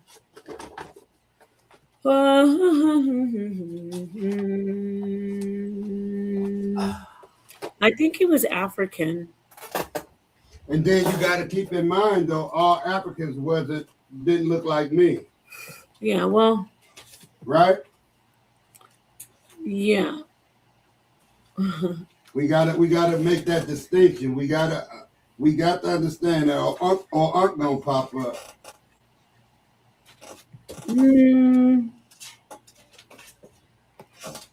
I think there's more than just him, though. Oh gosh, something's wrong with me. I can't get to it. Well, let me look it up on something else because my laptop is let me take this down. Okay, go ahead. One of them was St. Augustine. Let me ask St. Augustine. Yes, of course I've heard of St. Augustine. He was black. Well, you're the one over here saying that there's no black philosophers. No, I didn't. I'm not going to comment on that, though. I didn't say that. I said there's Very few. See, you like the Was Septimius you like the Severus word a stuff black that I say the way man? you want to word it. But that's okay. Let me see here. I'm not mad at you. Dang, I Was the save those Emperor scholars all the Septimius time, and when it's time Severus for me a to black man? represent it, well, the proof is in the pudding. It's kind of hard to pinpoint it when we can look. I can Herodotus, Plato. You know, it's a lot more that we can just name off. Let me Right. read this for you. Go Excuse ahead. me. It says, was he blessed? We're going to find out. Okay. He was not black. Oh, It says he was not a black man of sub-Saharan African descent. Instead, he possessed the olive complexion. See, this is why, and dark features typically of North African, that's black. yeah, That's I get sad. what you. I get what you're trying to saying. say Kemet isn't black. So he Yeah, was. I get So what he you're was saying. black. Yeah, was a black it makes a lot of sense. He was a black man. His father was Punic, Phoenician colonists. They were black. Right. Like Hannibal. Hannibal was black. His mother was Italian Roman descent. So he was a black emperor. It says throughout history, discussions about his ethnicity have generated significant debate. Mm-hmm. Some Afrocentrist perspectives classify him as an African and black, while classicists and modern historians point out that the Northern African population of that region had Semitic and Mediterranean ancestry rather than sub-Saharan. It doesn't matter. You know, they're always like sub-Saharan. I found it. It's not just about them being sub-Saharan. Kemet they were black people. They were just different than the Sudanese. I agree with you. So he was black. Napah, I found it here. Go ahead. I should scan it off and put it on online for you. It says modern biblical scholars and theologians. These are the black ones, right? Saint Augustine of Hippo, born a modern day Algerian, is often called the father of Western Christianity. His works, like Confessions of the City of God, established the bedrock of most of Western theology. Tuolilani of Carthage, the first to use the Latin term Trinity. He was a prolific defender of the faith against early heresies. I'm finna scan this off and put it on there, then you will be able to look. Augustus of Alexandria, a key figure of the Council of Nicaea.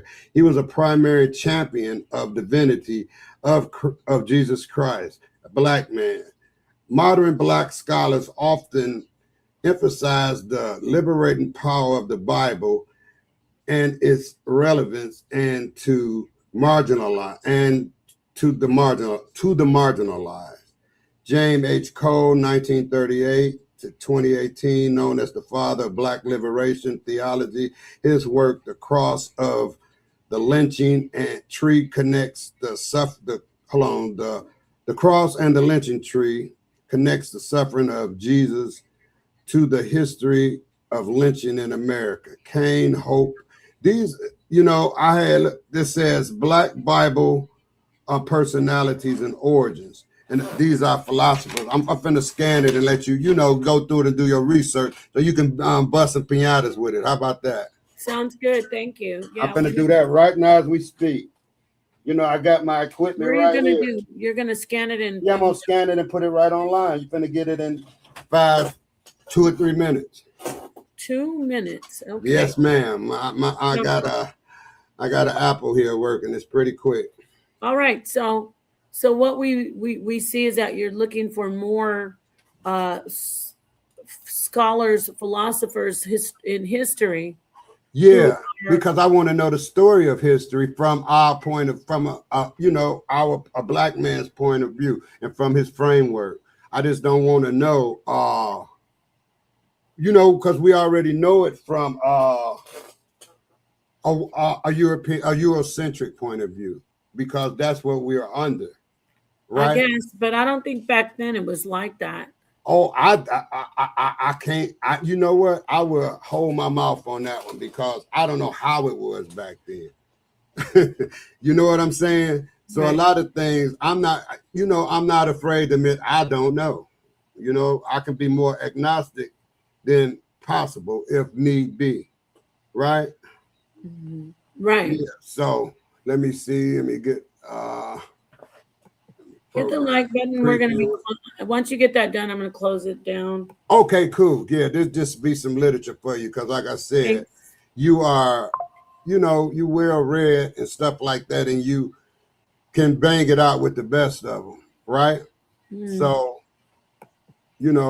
I like you. I think you got a good head on your shoulders, but I don't agree with everything that you agree with, and that's fine, Right. you know. Oh, I'm sorry I yawned. That was so rude. Yeah, that's fine that we don't agree on everything because that puts us on a road to discovery, right?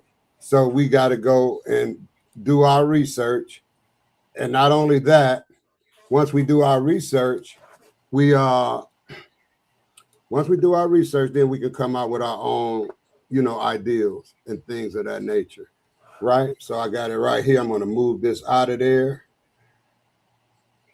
Okay, and I'm going to add this in there, and you can. While you're doing that, I want to thank everybody for joining me. This was great. There you go, sister. Awesome. Let the people see it before they go. There you go. Yes, Jack. Yeah. Who wants the smoke? Hey, great talking with you. Yes. Peace to you, Suntan. Yeah, peace to you too. And Joe Brown don't scare me. He's quite arrogant, but I know what I know. He have the right to be arrogant? All the things that I'm not. That's not a bad word. I think you should be able to be arrogant if that. That's right. Absolutely. That's what you want to call him. I don't. But when people say that, he's been through what he went through the struggle in the 60s and 70s. Absolutely. Where there were Black people being held back because of their race. Yeah. So I think he deserves his flowers, right? Yeah, hey, absolutely. I like Judge Joe Brown, man. I love Judge Mathis. Hey, don't even be mistaken. I like Judge Judy because I learned from her. I love all the judges. You know what I'm saying? Yes. I learned from them. So yes, sir. So we got your document up here. I'm going to put it on the full screen. There it is, everybody. Can you scroll down a little bit? I think there's something where you can't see at the bottom, right? Hold on, let me see. Or scroll up, I should say. No, that's it. St. Augustine is at the top. All righty, there we have it. And with that said, I want to say thank you, Suntan. You can see your way out. I'm going to just close out with my song. It's always a pleasure. I love that you're always helping, always here. And even though we agree, we're always very loyal to the channel. You got to fix your sound thing too, okay? Yes, I need a Mac like you. I'm just saying, when you talk, your mouth be moving and I don't hear nothing. I'm like, damn. You know what it is? It's even though I have an internet that they say is the quickest, the fastest that they can offer, it's the internet. And to be honest, it's not my internet. It's really StreamYard. They take so much energy and so much. You saw Judge Joe Brown kept getting kicked out. Yeah. So I'm going to try it. Judge Maybelline. Who's Judge Maybelline? Oh, you don't remember Judge Maybelline?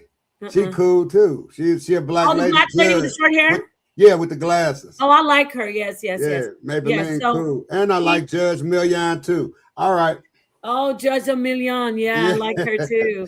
I like a lot of these judges. So peace to you. I'm going to play my song. And good looking out. Good looking out with Napah Shadah. That's my show. I didn't do the intro song, but it was good. My final words are this.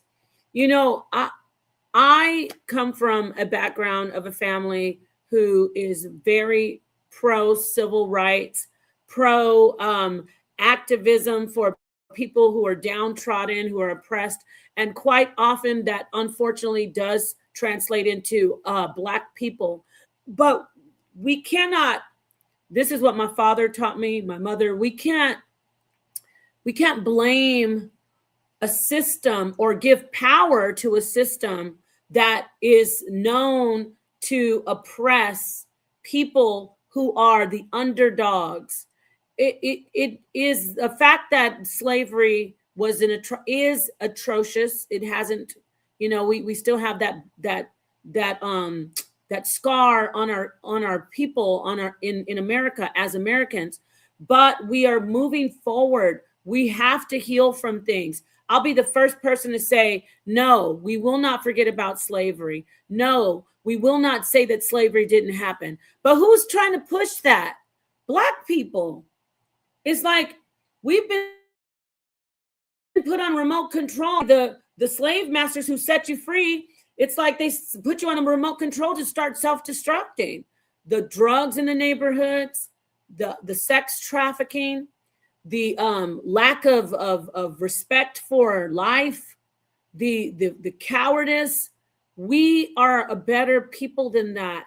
Yes, there's a lot of post-traumatic slave syndrome going on, a lot of psychological stuff going on, but that will not hold us back. We will continue to tell each other, no, you're not going to make the excuse.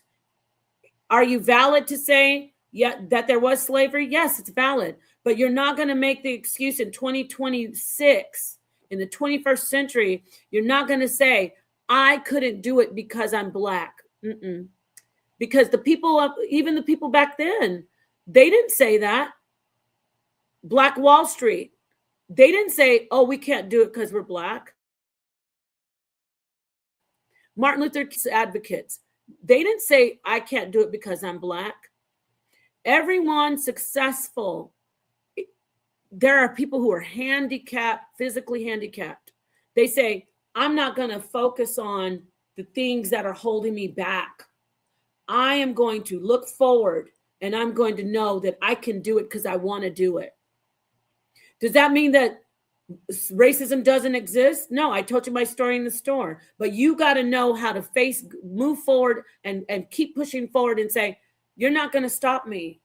I'm not going to sit here and say, oh, the white supremacy, the white power. No, there isn't any power over you besides the almighty power if you believe in a God. And if you don't believe in a God, you have the power over yourself. Even if you believe in a God, you have power over yourself. You do. It's easier said than done. We're all struggling in life. Even the trillionaire Elon Musk is struggling. He's struggling a lot more than a lot of people who are flipping burgers. But that's a different conversation. I don't want to get too philosophical and go deep. But we cannot give anybody, especially someone that hates you. Why would you give someone that hates you power over your life? I refuse to do that. I refuse to. A lot of people hate me. They want to make fun of how I look, how I talk, what I do. I will not give them power over my life. I refuse to. Because once you start acknowledging them and saying, yeah, they're the reason, they're the reason I don't go online because they're trolling me. No, they've accomplished what they've wanted to accomplish. So with that said, peace and love to the darkest minds of the light. Peace to Barn Dog. I see you out there, Caleb, Tahuti, Indigenous Black Man, D Centavo, everybody out there, whether you agree with us or not. This is about getting in here and talking about things. Okay. Well, you know what? I beg to differ. I disagree. I judge Joe Brown's rhetoric, and I'm going to bring him back more. Peace to you, Dios míos. I'm going to bring him back more. And I like how we had the voice of Suntan come in. So we had balance. So good looking out, GLO with Napah Shadah. Peace to the darkest minds of the light. Reality is simulated existence. I'm going to get back to talking about the real, the arcane. This isn't the type of stream for this, but I'm going to let you know I've been thinking. I've been having a lot of downloads, a lot of visitations by, we've been taught in Enoch and the book, the watchers are bad. The watchers are not bad. That's why I don't talk about, there's a group of people over me that we have guardians, each one of us. We have guardians. We have spiritual beings that move forward for you. If you're an atheist and you don't want to say spiritual beings, you have energetic forces. energy. You have energetic forces in a field of consciousness. You know, whatever language you want to use, but there's something that you have to tap into that's beyond what somebody can physically do to you. Somebody can grab you and put you in a cage and lock it up. Don't let them imprison your mind. The scripture says, fear not the one who can kill the body or imprison the body or physically stop you. Fear the one who can kill the body and the soul. What does that mean to me? Well, how does that mean? That means I'm not going to focus on the physical things that someone can do.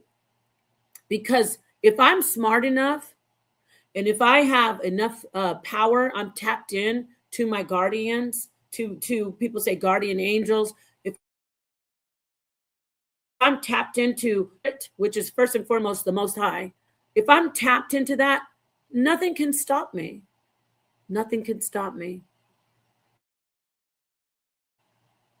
So if you keep that mindset, you start to form your own reality. You start reality. So a man thinketh, so he is. That's my mom's favorite thing to say. So a man thinketh, so he is. If you think something, you can set your concept. It starts in your thought.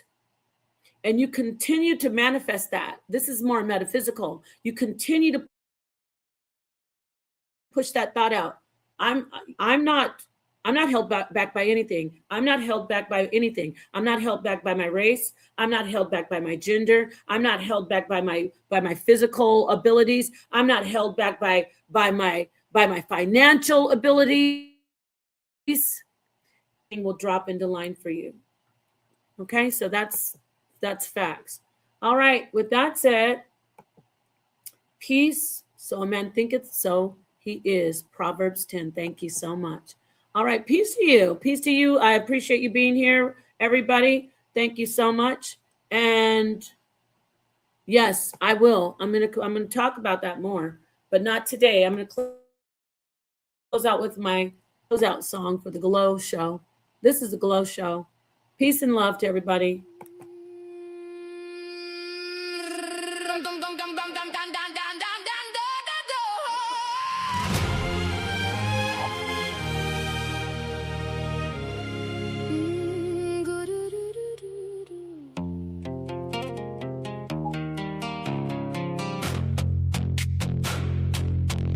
Good looking now, keep getting clout.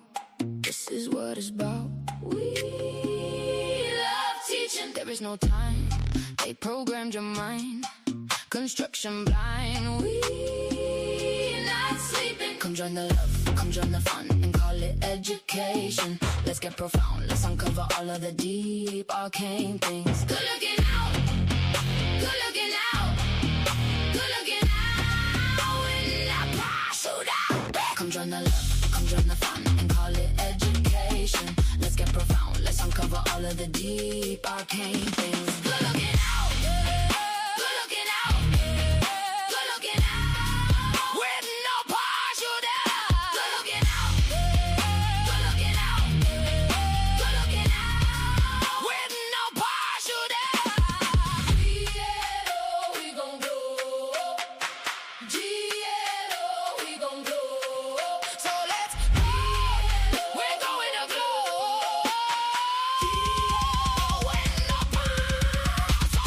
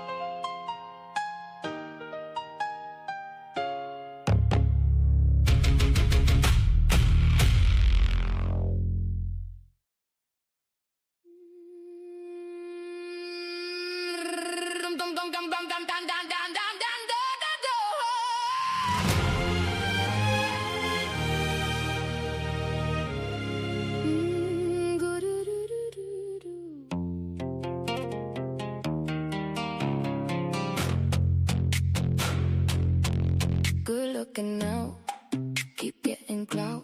This is what it's about. There is no time, they programmed your mind.